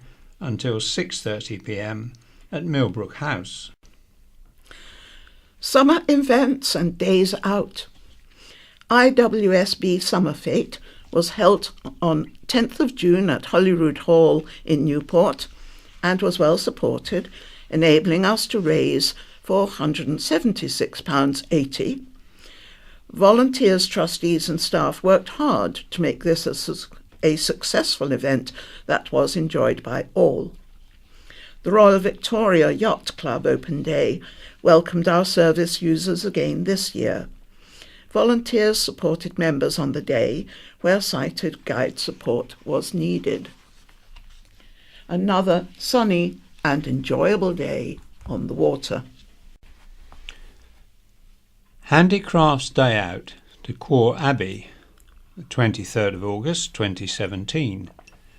The group enjoyed a lovely sunny trip out that included a guided tour by Father Nicholas and lunch in the cafe. Volunteers supported and joined the group in activities on the day. Volunteer training. IWSB ran another half-day training session in the morning of 19th of September on how to support our service users as a sighted guide. Places were fully booked, but we will be running another course at a later date. If you are interested in undertaking this training, please let me know, and I will add your name to the list for the next session. Looking forward, we are holding our Autumn Fair fundraising event here at Millbrook House on Saturday, the 4th of November. Donations of raffle prizes, homemade cakes, tombola and lucky dip prizes would be welcome if you are able to help with this. We will also need volunteer support on the day, so please let me know if you can help in any way. Thank you again for your ongoing support. And this is from Michelle Taylor, the Community Development Officer. Dress for less. We have moved, not far, just a hop and a skip away from our old shop. We are now at 114 St James's Street, Newport, in a super-duper large shop, which was formerly Penny Lane and is right opposite the Man in the Moon. The lease on the original shop was up, and we saw this opportunity to expand. We are now open 6 days a week, Monday to Saturday, 10 a.m. till 4 p.m. We are planning to increase our profits for the Isle of Wight Society for the Blind, and will be accepting donated stock as well as our upmarket 50/50. So many clients say they will take the stock not suitable for 50/50 to a charity shop, forgetting, or maybe not realising, that we are a shop whose profits go to a charity, and a shop run entirely by volunteers. We do need more help with these bigger premises, so please pop in and have a chat. We are only asking you to give us 3 hours a week of your time. Due to being given a beautiful cabinet by Joan Holland, we are accepting jewellery for sale on a 50/50 basis in the boutique side of the shop. We are also now taking in autumn clothing plus shoes, handbags, hats and boots. We have 2 fitting rooms, a proper kitchen, and we'll have a coffee machine for you to spend time perusing with your friends. We will continue to give fashion advice where needed and play our much commented on CDs of yesterday. We aim to rise above the decline in our town centres and offer retailing expertise and pleasure that you will never find online. Our move was ably carried out by Alan Giles, our volunteer shop fitter, and so many extra hands on deck to ensure its success. You will never dress for less anywhere else, so please drop in and enjoy your shopping experience. And that's from Julie Clifton. Round the island, a dream realised. My name is Danielle Burgess, and on the 1st of July 2017, I was lucky enough to be given the opportunity to take part in the Round the Island race. As well as being a member of IWSB, I'm also a member of Cowes Sailability. I was fortunate enough to have my name drawn out of a hat to take part in this very prestigious event. Ever since moving to the island in 2011 and first witnessing the race from my home in Ventnor, I had long had the dream to take part one day. The day itself meant a 4:30 a.m. assemble on the deck of the Spirit of Scott Bader, a 30-foot catamaran. The boat is especially designed for disabled people with ample wheelchair access. Once all other crew members had arrived, and, after consuming much appreciated bacon sarnies, there followed a safety briefing from our skipper, John Douglas. We set off for the start line around 5 a.m. The sun was barely up but one could just make out the hundreds of other boats all jockeying for the best start positions. Weather conditions were pretty good, light winds, but there was a threat of rain later on in the day. The thrill and excitement of being on the water was amazing. To be amongst and in such close proximity to the other competitors was a real adrenaline rush. We did have rain along the way, but it really didn't matter. It just added to the fun. It was choppy in parts, especially around the Needles, and we all got covered in sea spray from time to time. Other crew members pointed out the various landmarks around the island and helped take photos for me. We completed the race in just under 9.5 hours, and we came second in our class. We arrived back in Cowes just after 3:30 p.m, in time for a well-earned drink at the Lifeboat Inn. I was so very happy to have been given this opportunity to take part in a round the island race, and it has given me a real sense of personal achievement, a definite tick off my bucket list. And that's from Daniel Burgess. Banking with Brian. Are you, like me, very nervous of using ATM? Then help is at hand. I was told that banks have installed headphone jack plugs in their ATMs, the cash machines, in order to help visually impaired people and any other disabled people to use the machines. I set off to my branch of HSBC, where I met the ever-helpful Dee, who was more than happy to go through it with me. I was issued with my very own headset, with my name printed on the box, which the bank keeps in a cupboard by the ATM. The process of withdrawing cash is the same as normal, except that the machine will talk you through it. After inserting your card and PIN, it asks you to set the speech speed by using the keypad, and then you follow the instructions. I had to use it a few times to get used to it, but I am confident with it now. Having said goodbye to Dee, I thought I would see what other banks offered. I made my way to Barclays, where a helpful member of staff went through their system with me. As expected, it was more or less the same as HSBC. However, they were not sure about supplying headsets. Next was NatWest. Unfortunately, I could not locate any help here, but an inspection of the ATM indicated that I could use a headset. I was not able to confirm whether they supplied them. On to Lloyds Bank. Their machine was much like the others, but again, no headset provided. It's also worth noting that only their externally located machines offered the service.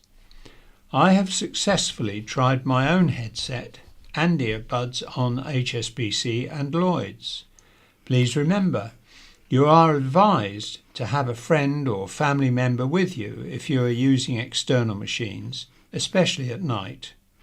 My thanks go to Dee at HSBC for her help and assistance. And that's from Brian Lowe. Spirit of Christmas. IWSB Short Story Writing Competition for 2017. Are you a budding author? The IWSB Short Story Writing Competition is back. This is a chance to have your work published and read by celebrities. Entry forms are available from Waterstones in Newport, Dress for Less Boutique in Newport, and the Isle of Wight Society for the Blind.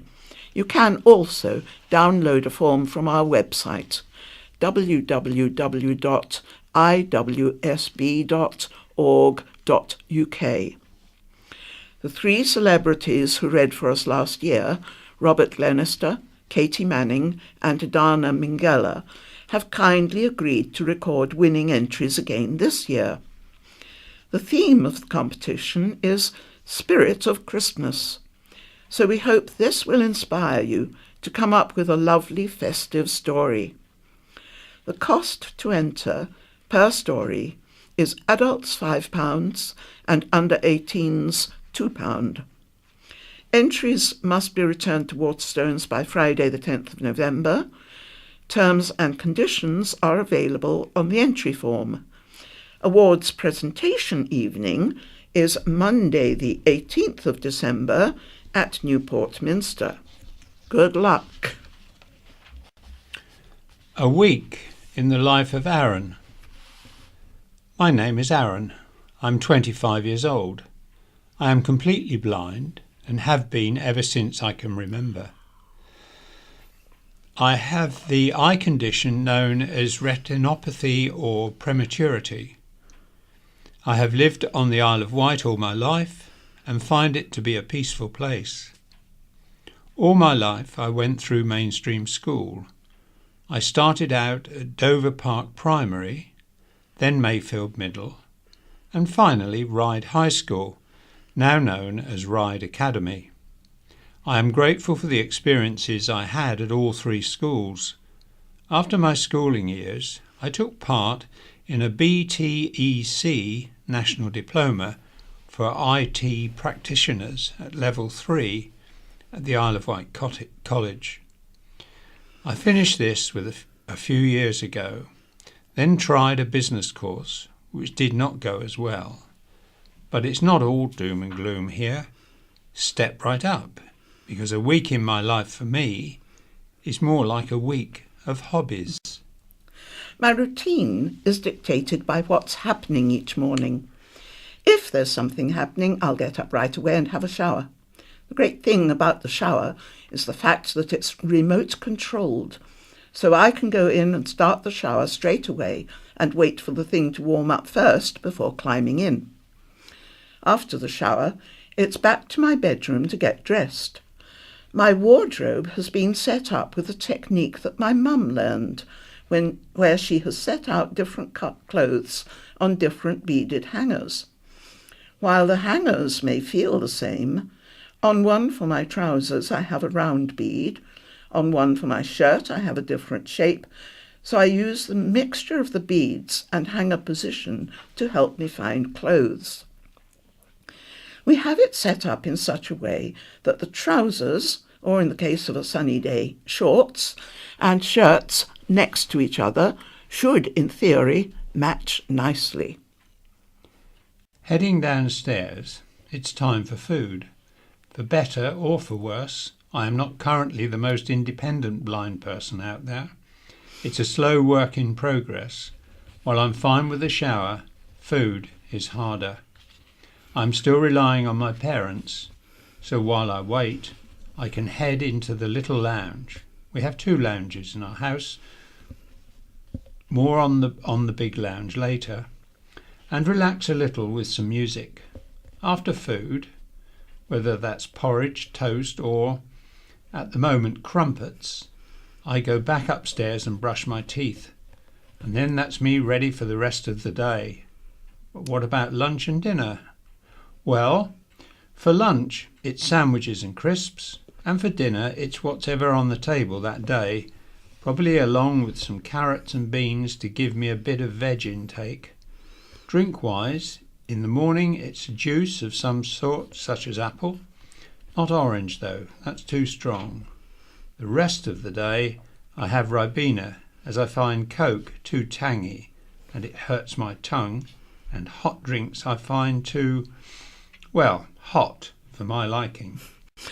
On Monday, I need to be ready for martial arts in the morning. This is a 1-to-1 lesson that takes place at my house, at least for the moment. I've been doing martial arts for more than 12 years. In October 2016, I received my black belt. We call it a sash. The art I am involved in is called San Shanggong. Simon Laley is my master, a person who has been to China many times, and this shows in his lessons. It's not just about punching and kicking. There's the breathing, the meditation, and many techniques that can both relax and invigorate the mind and body. Some of the lessons even end up with just me and Simon talking, as due to martial arts being, well, an art, there is a lot to learn. Thousands of years of history, technique refinement, even a spiritual aspect to the art. After martial arts, I've got my own time on my hands. More on that later, though. On Tuesday, I have to be ready for First Act Theatre Group, which is designed specifically with disabilities in mind. I get a taxi to the place where it's based. I'm the only blind person there, but as a theatre fan, it has been an incredible experience for the past few years. I don't plan on leaving any time soon. At First Act, we put on 2 shows a year, a spring show around April and a show around December, mostly a pantomime or story-based show. From May to August, it's a workshop-based session with guest tutors involving singing, dancing, and even prop making. What makes this so great, though, is not only the other clients who are there, but the people teaching us are people that I grew up with watching their shows at Shanklin Theatre. When I found out that some helpers were in the first show I ever watched, I was over the moon. It gave me something to talk about with them, and it's made me even more of a theatre enthusiast than I was before. To be honest, introducing me to other island theatre groups such as the Savoyards, I love watching their shows when they involve an orchestra and how they bring different characters to life with accents, something we don't really do at First Act too much, as it doesn't really fit our group. You'll find loads of cast recordings from West End and Broadway shows in my music collection as a result of Savoyard shows and music recommendations from First Act tutors.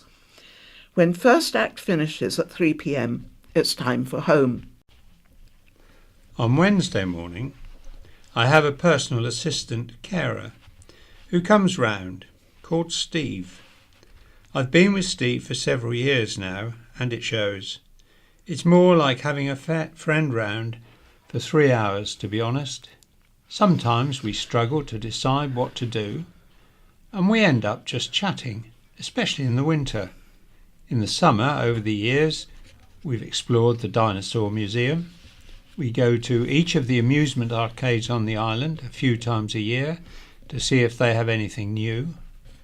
Usually at some point each year there are new games to play. Recently we went to Carisbrooke Castle.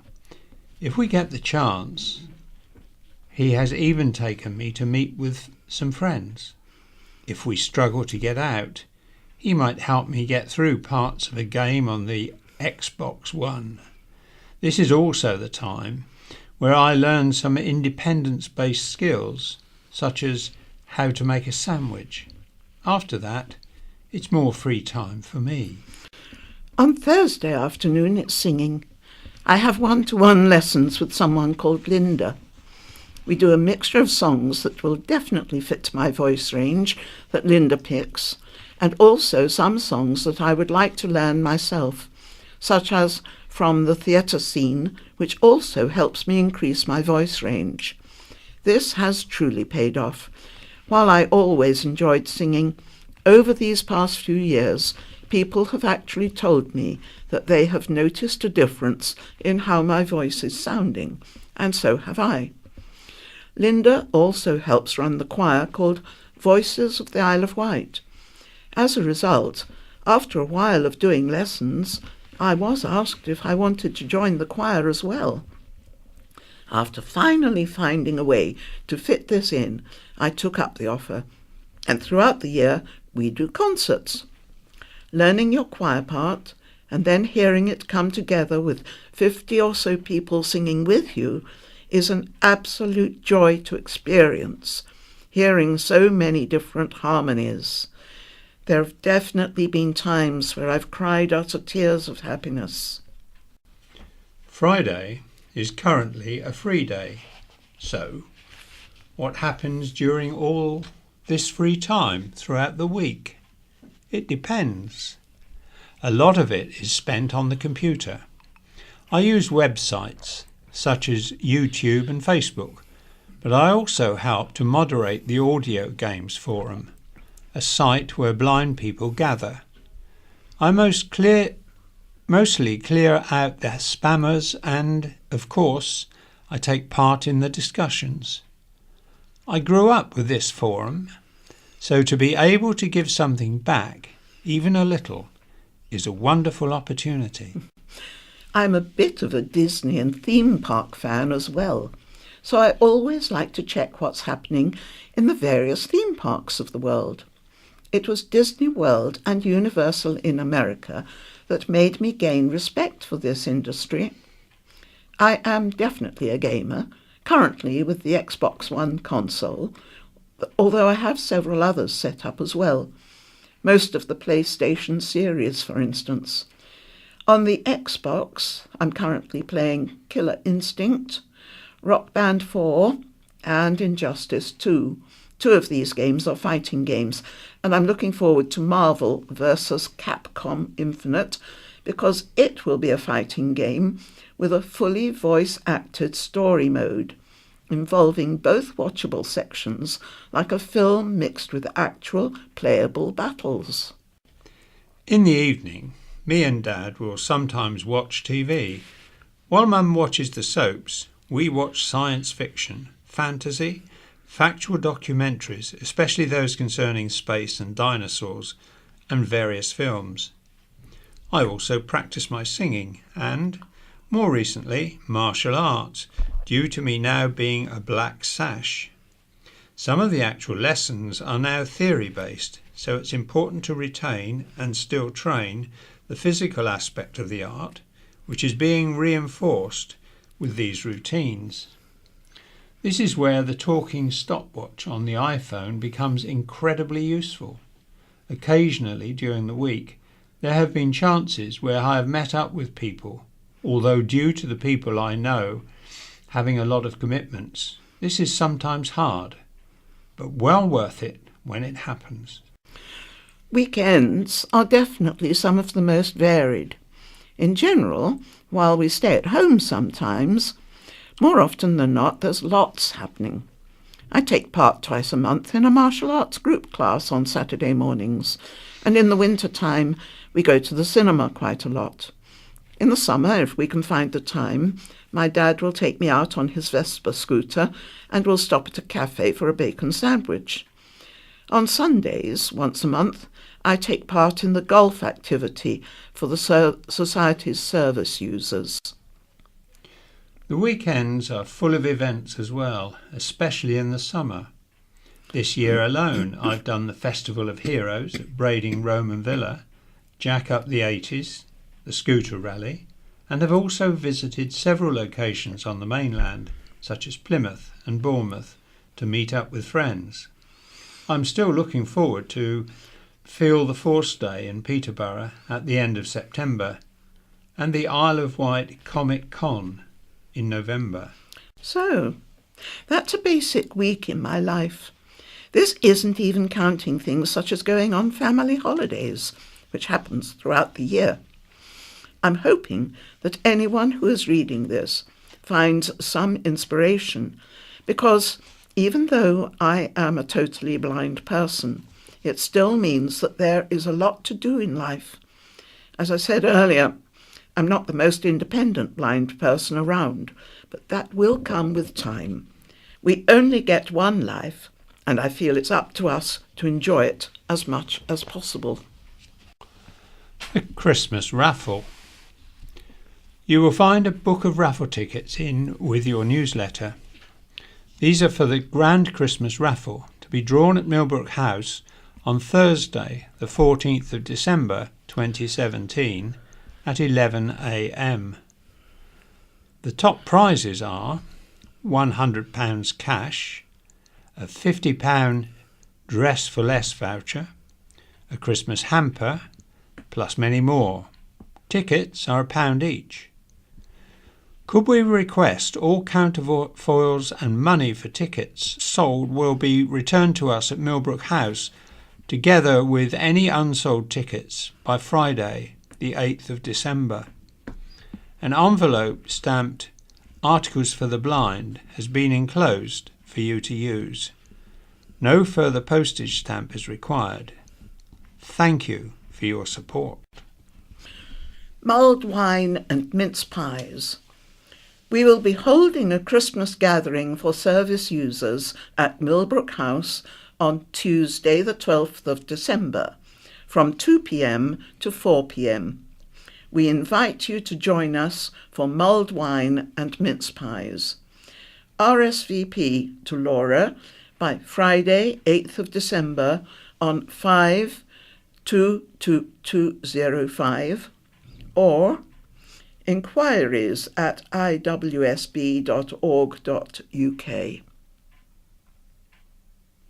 This is the BBC. This is In Touch, the magazine programme for people like me who are blind or partially sighted. I'm Peter Wight. Thanks for downloading this week's edition.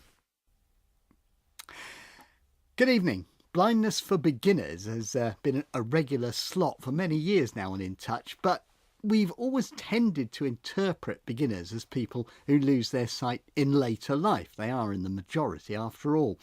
People who have to begin all over again. But tonight, we're going to concentrate on younger people. After all, when it comes to socialising, going out, joining in, that always feels like beginning for people in their teens, whether they've been blind from childhood or lost their sight a bit later on. Believe it or not, I was young once, but people keep telling me it's all very different now. So I've drafted in some expert help from people who are still very active on the social scene and do actually remember those early days of trying to look cool when you're scared to death. So with me are blogger and mum Joy Addo, comedian and actor Tom Skelton, and broadcaster and BBC colleague Manny Jasmy. Now, what might help us here is to find out, first of all, what you all regard as a good night out, because we are going to kind of think in terms of nights out. Joy? For me, I would say a good night out consists of lots of alcohol, a good outfit, some lip gloss, and probably food. And the kind of people you might spend it with? I would say just my friends, my good friends, just people that like music. OK, Tom? I suppose it starts in the pub, and then at some point you have to make sure you get some food at some point, and with friends, and then maybe a little dance later on, if there's enough space, and I'm not going to bump into too many people.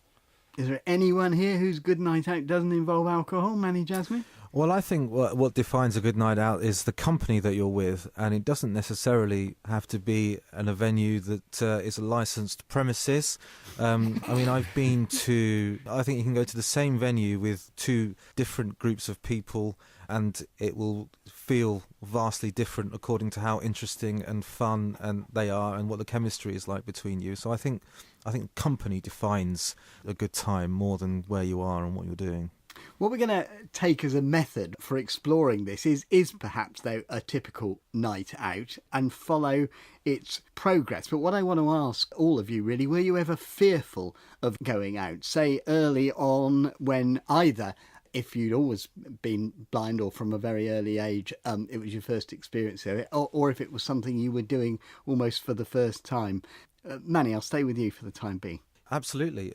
And in a way I still am sometimes, but you know what I always worried about was whether I would have a good time and whether I would be able to contribute to the evening. And I remember one time I was invited to a house party and I bottled it, really, to use the modern vernacular. But yeah, I did, because I thought I don't really know many people and who am I going to talk to? How am I going to start conversation? And in the end I didn't go to this party, which was absolutely the wrong thing to do. Just sat on your bed. We're going to talk about mingling a bit later, but Joy, you come over as very confident, but were there times when you thought, I can't do this? Yeah, definitely. And I would say I started losing my vision when I was about 14. And at that time, even socialising as a teenager, I found difficult. I would say when I got to about 18 was when I started to be more confident with going out and doing more things. And I would say I just kind of faked it till I made it, really. And you just have to, be confident because it is difficult to interact with people, in a place that sometimes could be busy or loud. Was there anything that made you feel more confident? I mean, did anything happen, or was it just practice, making yourself do it? What helped me was, first of all, hearing about other blind people that was going out, and second of all, doing it myself. So those things made me more confident. Right. Tom, you lost your sight a bit later on, right? Around 2021, I think. But what about getting back out there for you? Yeah, that was definitely scary and difficult, because I think having already done it and felt like you know how you go out and you have a good time, to suddenly have to do it again but in a completely new context, that's definitely scary, and not knowing how I'd react to that. But I suppose I always felt it was important to try and be as clear as possible about what is difficult, and that's much easier with your close friends than it is with strangers. And what were the hardest bits? I suppose if you're left on your own, then suddenly you can't go over and find someone, you're not entirely sure what's going on around you. Finding a way to ask for a drink is always quite interesting if you're not sure what's there. I think there was a lot of scary things to initially think about, that actually if you are clear about them straight away, it's not as scary perhaps. Let's do our chronology thing, which is to take a typical night out. And I guess the first thing that happened is actually knowing what's going on, who's meeting who, where. Joy, I'm rather assuming that now that would almost certainly involve social media. Yeah, for me, definitely it does. And there's loads of things online. There's loads of different club nights. There's loads of different bars. Everywhere has always got some kind of special offer. So a lot of the time I initiate stuff. I often invite friends over to my flat and have drinks there. Or I'll just search things going on in my area in London and find something that I'm interested in, and then get a group of friends together to go.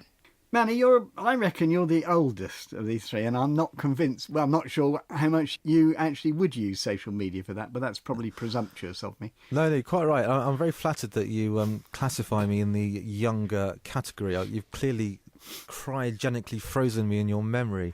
No, I don't use social media for that. If I'm going on a night out with people, then, we text mainly or call. But Joy makes an interesting point about going online and looking up places, because now, far more than before, you can actually go online and see menus that places have if you're going out to eat. I mean, I still ask people to eat, not to eat for me, to read the menu for me. But you can, if you want to, you can visit the website of wherever you're going and see if they have a menu, and just have an idea of what to expect when you're going, which is quite useful. Right, so you can do some planning. I'm going to come back to food. Did any of you ever have the sense of being left out, maybe? Not necessarily because people were ignoring you or discriminating against you, but because it maybe didn't occur to them that you might want to do it. You might not want to go to a noisy club. Yeah, I don't go clubbing because it's a waste of time for me. It's not an environment that I enjoy, that I can be a part of. So I prefer pubs and bars. But even in bars, I mean, there's one scene that for some reason has always stayed in my memory. I went out with some people, and I always find myself being the person who's kind of left out the conversation, because I don't know, maybe it's because people use eye-to-eye contact a lot when they're talking, especially if there's loud music and there's a lot of people. And so in this occasion, this night out, quite a few years ago now, I was kind of on the edge, completely on the edge, not cut adrift physically, geographically. I was still with the group, but I found myself that, I had kind of drifted out of range of the conversation. And as I say, I think that's probably because perhaps people, their body language is different, their body shape is different, they move into each other, they move away or whatever. But, when you're totally blind, you can't see any of that, so you can't respond to it. So have you learned how to deal with that? That was probably the first time it had happened to me. So now I'm prepared for that eventuality. So perhaps I wasn't active enough in the conversation. Perhaps I should have been a bit more sociable. Maybe it's down to me, but it happens less now. Joy, what about you? Manny mentions eye contact, that maybe a lot of messages are passed that way. Yeah, I mean, I can't see if people are giving me eye contact. I probably miss out on a lot of hot guys because of that. But I would say it's about kind of being, you have to be present. And also it does depend on the people that you're going with, I wouldn't just go to a bar on my own. And also I find when you talk to people and you let them know that you can't see, a lot of the time people are so intrigued, like, oh my God, you're out. They want to talk to you. I would say definitely body language and eye contact is really hard, but it's something that I've learned to kind of deal with, and I just talk all the time. Tom, I'm quite interested in your case, whether the difference is between what happened before and what happened after. Well, I think I definitely noticed early on that you'd make eye contact across a circle or with someone, and that would be an indication to start a conversation. It was initially confusing for some of my friends because I do a good impression of giving eye contact. But sometimes you're just sort of staring across a room and you make eye contact. And if it's with strangers who... Or the wall. Or the wall, yeah. Although hopefully there's not two eyes staring at that wall. So it can be confusing for people. If you seem to be making eye contact, then you're not. I'd like to look at, this is a slight sidestep, but the whole business of looking good on these occasions and maybe choosing clothes. I'm just wondering how you tend to do that, picking clothes, picking them for an occasion, where you get advice. Let me stay with you, Tom. Is that something now that you have to think more about? Probably. I tend to have a lot of same coloured, only black socks, because then you can never get that wrong. Tend to have black trousers just because black goes with everything, doesn't it? And then either the colours will be bright enough or clear enough that I'll know what goes with what, although everything goes with black trousers. But there's one shirt, or I follow my mum's or friends' advices, and there's one shirt. Is your mum quite cool then? Because it's a bit dangerous following your mum's advice, isn't it? Well, I think my mum is very cool, obviously, but she's also, me and my friend share mothers who are quite good at dressing us and have done for many years. So you're quite happy to do that? I think so. I mean, she doesn't actually physically dress me, I should add. You said something. You did say something about one shirt. What were you going to say? Well, there's one particular shirt that my mother did buy for me, and I loved this sort of slightly off pink checked shirt. And once I was actually speaking to a taxi driver and saying, if you pick me up, I'm the guy in the sort of pink checked shirt. And he said, well, I can see a guy in black trousers, black socks, obviously, and a guy in a green checked shirt. Is that you? And I was like, oh, yeah. That's how you discovered what you were wearing. Yeah, so it's actually green. So I obviously like to think I wear a lot of pink, but it's actually all green. Manny, you have got no useful sight at all, really. No. So, do you know what green is? I do have an idea of what green is. But on the subject of getting ready, I've never been a fashionista, nowhere near a fashionista. And I don't know if that's because I can't see or if that's just, my personality.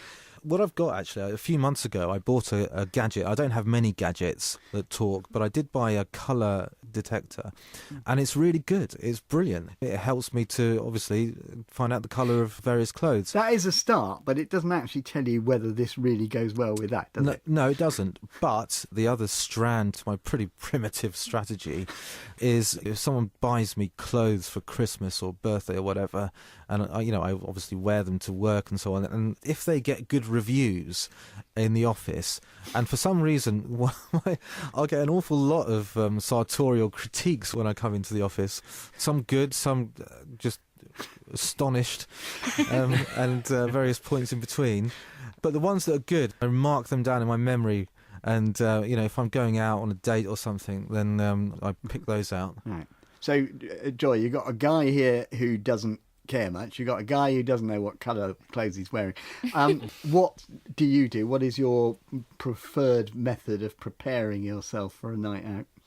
I often get advice from my sister or a friend that is sighted, but also I think it's all about having your own style in the first place. It's like you have to look good daily, not just when you're going out, but when you're going for a night out, you just put on a brighter colour lipstick or something. You mentioned your sister. I mean, is it important to have someone you trust, someone who knows what looks good on you? Yeah, but I wouldn't say I trust her 100%, to be honest. Well, so do you trust anyone? No, I trust myself. You do? If it feels good, it looks good. I think you do have to learn what suits you, what suits your shape, what colours go well. But it's all about kind of educating yourself. Yeah, someone that you trust is always good to kind of lend a hand. But then once you know the information, you stick at it. The question is, do you trust them to be honest with you? Because one never knows if you ask someone, what does this look like? And they say, oh, yes, good. You don't know if they're just being they're being kind and polite. Manny, you need to speak to my boyfriend, because if I wear something, he's like, nope, you can't wear that, Joy. I'm like, oh. So you need someone you know will be honest with you. Yeah. Brutal. I think it's also good. There's some, like, a lot of my friends will often give me critique about my clothing, and they're often used to me presenting my front to them and then saying, did I get food on me? And then they have to, you know. So the same ones who tell me if I've got food down my front will also tell me if my shirt doesn't look very good with those black trousers. Now, I'm glad you mentioned food, because that's where I wanted to go next, because it was my bête noire when I was young enough to worry about these things, and that is food. And I was really nervous to the point of feeling sick when I ate in restaurants early on. I got really caught out once because someone had invited me out for lunch. I was still at school. I managed to get myself committed to the sick bay with an imaginary illness in order to avoid it, and hid there until the afternoon. Then the next day, they were so determined to take me, they turned up again and I got dragged out. It was pathological, really, and I didn't analyse it at the time, as you often don't when you're young, but I guess it was because I was nervous about how I looked when I was eating and so forth. I just wondered if other people had ever felt the same. Joy? Yeah, definitely. I mean, I'll just start off by saying food means a lot to me. You know, I'm a fatty, I love it. And when I go out, it depends, you know, who you're with and, you know, what kind of restaurant you're going to. But I would say to avoid, you know, spillage is maybe just get things like burgers, chips, things you can eat with your hands. That's always good. I mean, if I was going on a date, I wouldn't order a steak, you know, with gravy, because that is just guaranteed mess. And also, I think what we need to remember is that sighted people are really messy as well. Like, it's not just us, and they're really clumsy. Do you know what I mean? I've never knocked over a glass in a restaurant or anything like that, and I've been with people that have all the time, and I think at least I've got an excuse. See, I know you're right about that they're messy, but I was about 62 when I discovered that.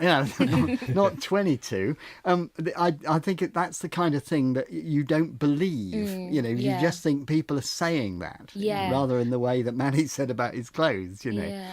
And I would say when I was a teenager, I was the same as you, Peter. I was really scared to eat in public. I thought, oh my gosh, I'm the messiest eater in the world, and I really wasn't. It is about kind of just having, you know, just knowing that it's really not just you. And I think with you, Joy, it was in a way that was when you realised how little you could see, wasn't it, when connected with food? Definitely, yeah. I remember trying to watch, well, not really watching Strictly Come Dancing and eating a lasagna, and I couldn't cut it, and that was really frustrating because I really was hungry. And it just kind of made me feel like I can't do this. And as I say, it did take time for me to get confident enough to then go out and eat with my family and my friends and be confident with that. I know some blind people that, you know, get their food cut up for them. That's something that you can do as well. I would just rather avoid things that I have to cut. There are ways to do it. I mean, you can actually discreetly ask waiters to do that, and they do it away from the table, so that you know, other people. And it took me a while to realise that you could do that if you felt like. So if I really fancy a steak, I can cut a steak, but it means everybody else shares my chips and my mushrooms and my tomatoes. That's what tends to happen. I think it's horses for courses when it comes to food, because it depends on the occasion. If I'm with people I've known really well, then I'll eat anything, and I include Mexican food in it. I really like Mexican food, but it wasn't designed by a blind person, that's for sure. But if I'm, you know, if it's a work thing or if it's a date or someone I don't know very well, then I play it safe and choose something that, you know, isn't going to cause too much mess, isn't going to make me look different. And what about menus, Tom? How do you deal with those? I do generally just ask a friend to read it to me, but if it's a situation where I don't know the people well enough, or they don't know that they should read it to me and I've just sort of missed the boat to ask them to read it out, there will often be the situation where the the waiter will come over and say, "Is everyone ready?" And someone will say, "Yeah, we're all ready," and I'll just be thinking, I have no idea what is on the menu, and then I might end up just saying, what would you recommend? And I've had to learn to like most things. Or, you know, the person to your left, if they order something that you think you could handle, just order the same. Like, No, I'd never do that. I think if you're going to go for a meal, then you have to enjoy it. There's no point being there otherwise. So, you know, if I turn up late to a table, or, you know, if I'm with a stranger, I've never had any compunctions about asking someone to read the menu to me, because for me, the big thing about going out and being sociable and on occasions like this is not to be different, is to be the same as everyone else, be as confident or as vulnerable or awkward as everyone else. And, you know, that means choosing something that I want to eat, not what someone else is eating. But I guess that is, in a way, what's at the root of this discussion, which is how to get that confidence. It's all very well after quite a while. But no, I still lack it. I mean, my bet on why, as you put it, Pete, is going to the toilet. I'm still very uncomfortable about asking people to show me to the loo, to the point that there are nights out where I'm having a really good time, but I think, you know, the longer I stay, the more I need to go to the toilet, and I don't really want to ask anyone constantly. So I go home, and that doesn't feel great. I don't. That's why you left the other night. And also, just going back to the point of the menus, there is a really good app called Good Food Talks, and it has a lot of different restaurants' menus on there. So when you're at the restaurant, when everyone else is reading the menu in front of them, you could always look at it on your phone, Tom, and that's something I do a lot. Just to stay with food for a moment, because Tom, I mean, do you have any kind of anxieties with eating or with choosing? Or... I have learnt to like a lot of foods I didn't necessarily always like before, and it's definitely true that I do tend to ask people, but I think it's about being clear from the off that you just need someone to read you the menu, and that engages them with the menu more as well. But some anxieties that I can definitely have, because my eyesight isn't always completely visible. You can't always tell necessarily. So if I'm in a more sort of formal situation where it's not someone I know that well and it hasn't come up yet, I will be sitting talking to them, and quite often I will put an empty fork up to my mouth and take a mouthful of air or whatever.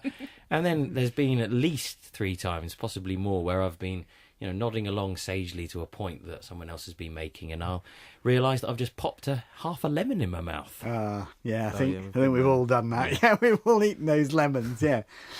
Let's not forget the point of going out, which is meeting people, talking to people, having a good time. And we're not always worrying about this and that, but it's how to make sure you have a good time, I suppose. I mean, for a start, it's knowing who's there. I often feel this is harder sometimes for people with a bit of sight, Tom. I mean, I just wonder how you deal with this. Yeah, that can be. You sort of half know who's there, don't you? So. Yeah, and then also sometimes you can have a strong suspicion of someone being someone, and it turns out someone just slightly similar looking from their outline. But if it's a big enough group, I'll probably try and say to the person next to me, either as a close friend or after a drink or two, like, can you just tell me who's sitting around the table? But obviously people don't always stay in the one place, so that can be awkward, because people also, as I'm sure you've all experienced, they expect you to know who they are. Because some friends you just know because of years of experiencing their voice or their movements, and other people will be just a bit annoyed that you don't recognise them. The other problem there, I'm not sure if you would have this as someone with some sight, but if you've got no sight, they all think we're so wonderful at recognising voices. Right. and then you're branded as a sort of failure as a blind person if you don't know who they are. So do you have strategies, any of you, for actually finding the most interesting person in the room? Because that's what you want to do, but it's not always easy, is it? I think where we're lucky as well is that we have to remember we have the opportunity to talk to a lot of people, because people are more interested in us because we can't see, do you know what I mean, and because we're beautiful. And so even getting to, you know, the venue that you're going to, you could be speaking to the cab driver. If you're going on the tube, you can be speaking to, you know, the person that assists you. And then when you get to this, you know, the club or the bar or the pub, the bouncer at the door might talk to you, take you to the bar. They could be buff. There's so many different people from when you leave your house to when you get there that you can speak to. That's so refreshingly positive, Joy. Do you really believe that? Peter, I do this. Peter, I've met many cab drivers in my time. Well, I'm sure you have.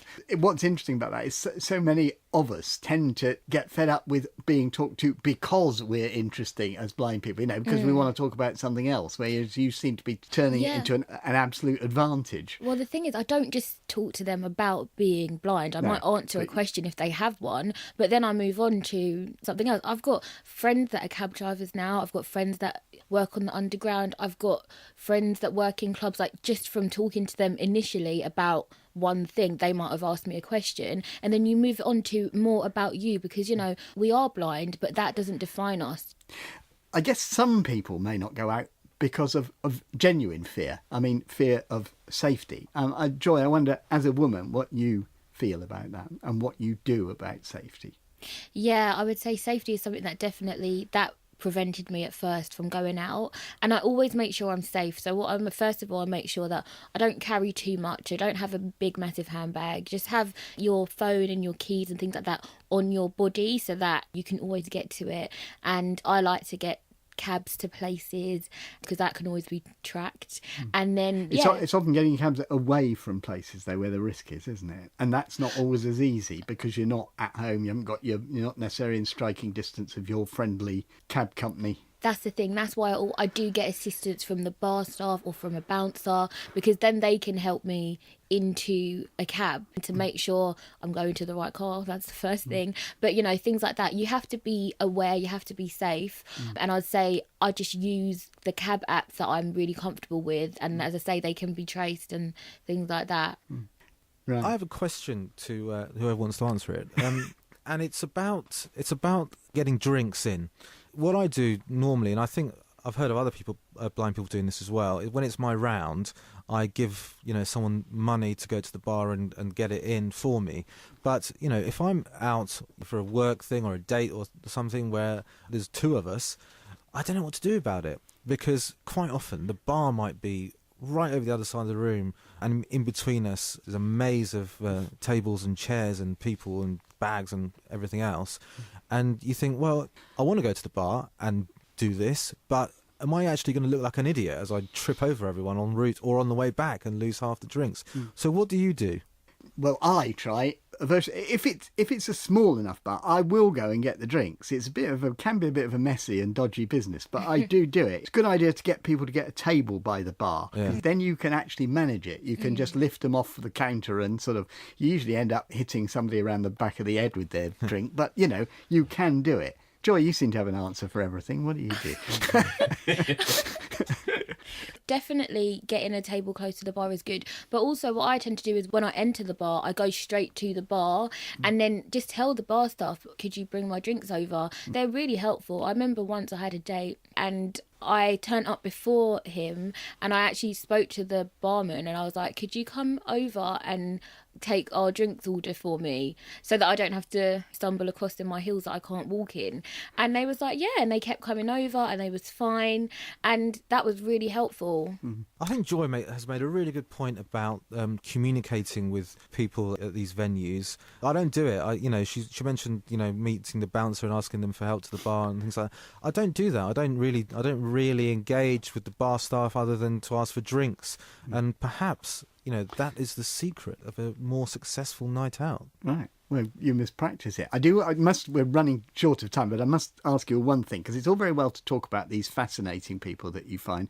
It is possible as a blind person to be talking to the most boring person in the pub or the bar or the party or whatever it happens to be. And the question I want to ask you is how you deal with that. Because what a lot of sighted people would do is say, oh, I've just seen a friend over there, just excuse me a minute. Exactly. And then you go and get lost in the room and it's over. But that's not easy to do.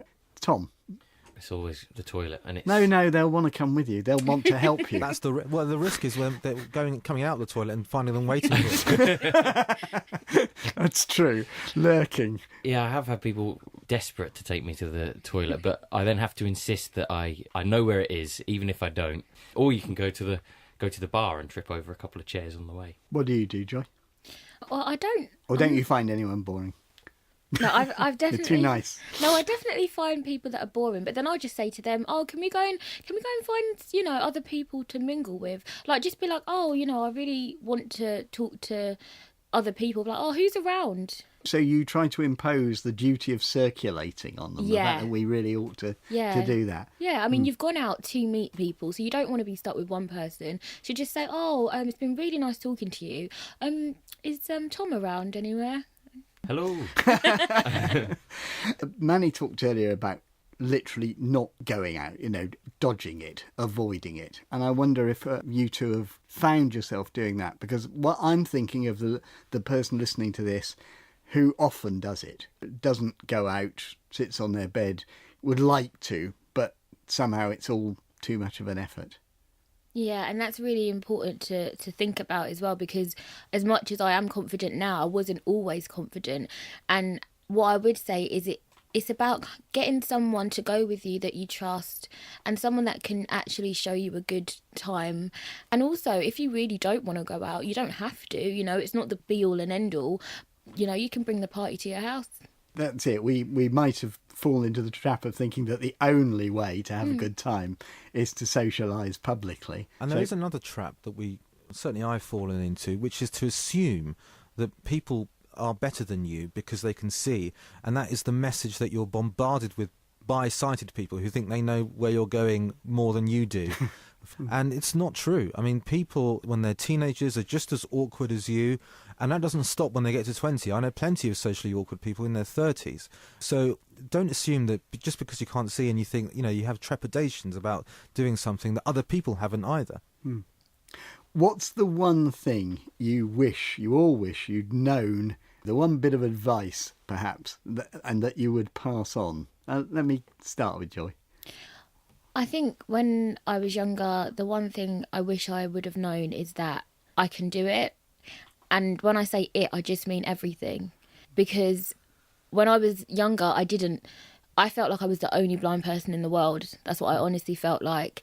And now that I'm 23, I have a child, and I'm just like, I'm out here, I'm living, and there's so many other blind people doing things as well that I would never have imagined.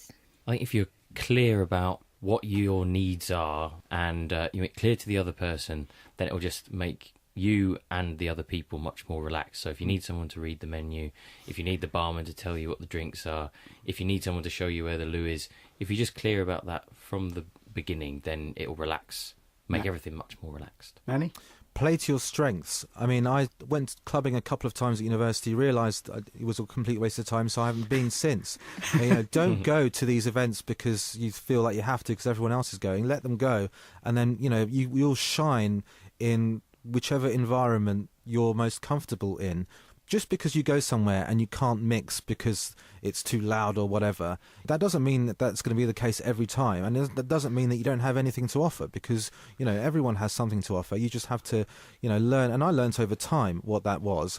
And when you figured that out, then arrange events where you can shine and be the best that you are. And what was it that you had to offer, Manny? I have to ask. Well, as someone who's known me for a long time, Pete, I'm devastated. I'm still wondering that. But, that was cheeky. For me, it's conversation and chat rather than looking cool or dancing or something like that. But, that's just me. I wish I'd realised that people are actually pretty self-absorbed themselves. They don't actually care that much about you or notice you half as much as you think they do. And I really wish I've learnt it now, but it's too late. And that is it, guys. Thank you all very much indeed. And we just want more of that from people who are listening. Your experiences, your disasters, your successes, in particular your successes, the things you'd wish you'd known at the time, and any advice you'd like to pass on. And you don't have to exclude yourself because you're not 23 or indeed 53. We'd like to hear from people who actually remember what it was like to be young as well. And just before we go, Joy, I think you've got a challenge. Yeah, I've got a challenge for people that are at home thinking, I want to go out, I'm a bit nervous, we've all been there. And I would just say, please do it. Just organise something, maybe it's this weekend or next weekend, and just go out, have a nice time, enjoy yourself, and just remember that there are other people out there doing it as well. And then just let us know how it goes. Yeah, tell in touch how it went. Joy Addo, Tom Skelton, Manny Jasmy, thank you all very much indeed. From me, Peter Wight, producer Cheryl Gabriel, and the team. Goodbye. Have a good night out. This is Chris. And this is Pauline. Reading out the questions for the client consultation survey. This is advanced information in order to give you more time to consider your responses. Client consultation. Established in 1895, the Isle of Wight Society for the Blind, IWSB, is one of the oldest independent charities on the Isle of Wight. We are inviting clients and prospective clients to have their say and identify their priorities in a consultation exercise that will help determine Isle of Wight Society for the Blind future plans and activities. Our continuing purpose is to provide practical, emotional and educational support for visually impaired people, their families and carers, and promote awareness of the needs of those affected by sight loss amongst the general public. We strive to help people maintain independence, learn new skills and participate in social, physical and educational activities to reduce loneliness and isolation. Currently, we organise weekly coffee mornings, educational talks and seminars, craft clubs, weekly swimming sessions, walking and golf, a visiting and befriending service, a weekly audio version of the Isle of Wight County Press, and a library of audio books. To help ensure the services we provide in the future meet the needs of our existing and potential clients, the Society will use the survey to guide and develop our strategic plans. With your help, we can ensure that our resources are targeted wisely to meet your needs. Thank you very much for participating in this survey. Your feedback is invaluable in guiding our future. Do you currently use any of the services supported by the Isle of Wight Society for the Blind? Your answer is either yes or no. If you answered no, please go to question 3. If you answered yes, please rate how positive each have on your well-being under the following. And the headings are not applicable, not at all, slightly positive, moderately positive, very positive, extremely positive. This is Strollers Walking Group, Dolphin Swimming Group, Millbrook House Weekly Coffee Morning, Bembridge Monthly Coffee Morning, Knighton Monthly Coffee Morning, Freshwater Monthly Coffee Morning, Owls Millbrook House, meeting with guest speaker, Knitters and Natterers Social Group at Millbrook House, Striders Walking Group, Talking News, Audio Library, Newsletter, Millbrook House Resource Room of Aids and Equipment for the Visually Impaired, Millbrook House Braille Document Production, Millbrook House as a point of contact for information for the visually impaired, Isle of Wight Society for the Blind Volunteer Home Visit Service, opportunities to volunteer for IWSB, the Golf Group and the 10-pin Bowling Group. Please rate how positive an impact the following services might have on your well-being if IWSB were able to coordinate them for clients. As with our existing provision, the Society covers any general administrative, organisational costs and room use at Millbrook House. Categories are, and we'd like you to say not at all, or slightly positive, moderately positive, very positive, extremely positive. Age-appropriate exercise classes such as yoga. Other sport or activity taster days. Support to participate in a sponsored challenge event, e.g. the Isle of Wight Cycle Challenge, walk, run, marathon, skydive, etc., to raise awareness and funds for the Society. Craft taster sessions. Monthly food and drink tasting group with sessions at Millbrook House. Monthly food and drink tasting group with sessions at other venues. Quarterly day trips to Isle of Wight heritage sites or tourist attractions. Quarterly day trips to the mainland heritage sites or tourist attractions. Holidays and short breaks organised by the Society, supported with the provision of sighted volunteers to assist with guiding, not care provision. Monthly music group to include singing, listening, an occasional concert or live performance visits. Quarterly storytelling or poetry recital group, your chance to spin a good yarn or share favourite poems. Social activities closer to your home. Introduction to technology course of perhaps 6 weekly sessions looking at computers, iPads, mobile phones and apps for the visually impaired.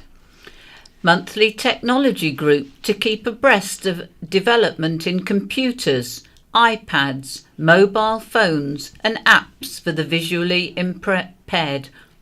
Quarterly technology group to keep abreast of development in computers, iPads, mobile phones and apps for the visually impaired.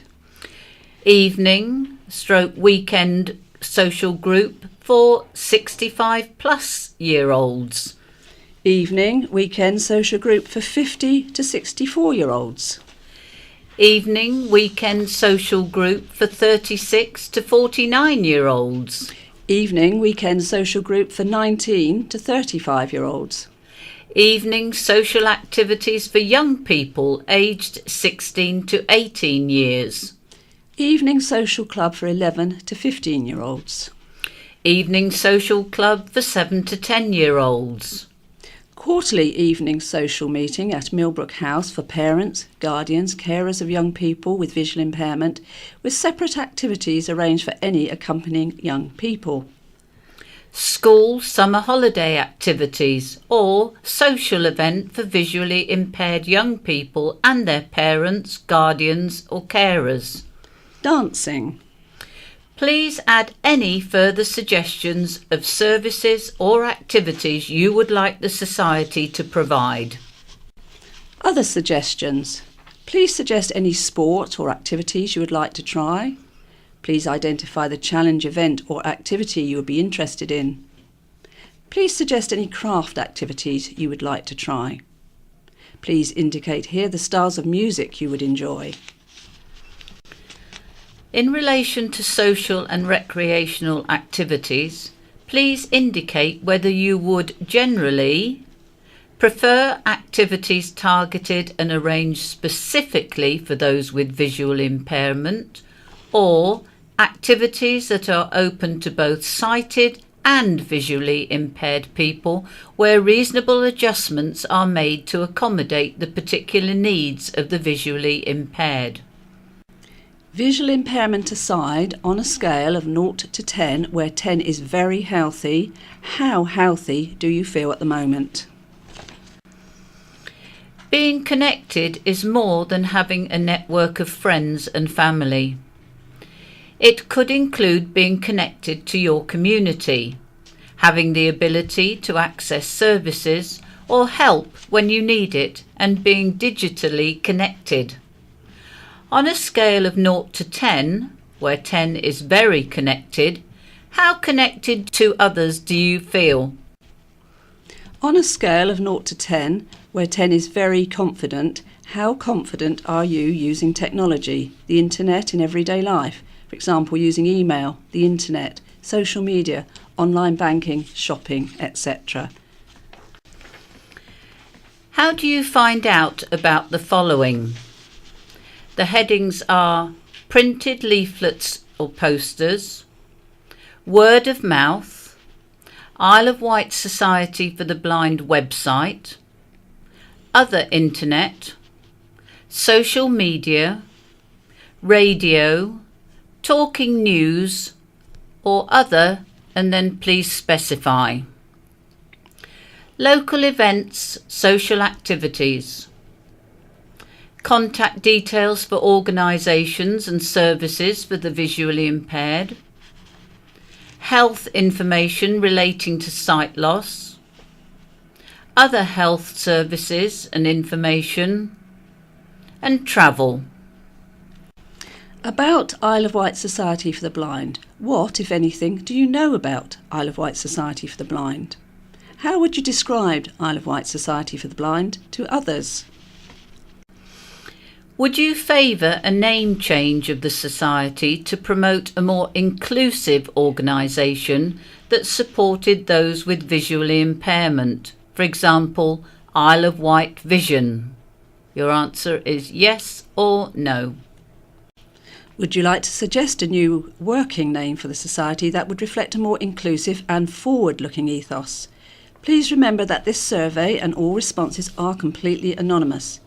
Information gathered is purely to enable us to better understand the needs of visually impaired islanders to inform our future plans and services. Please indicate which age range you are in.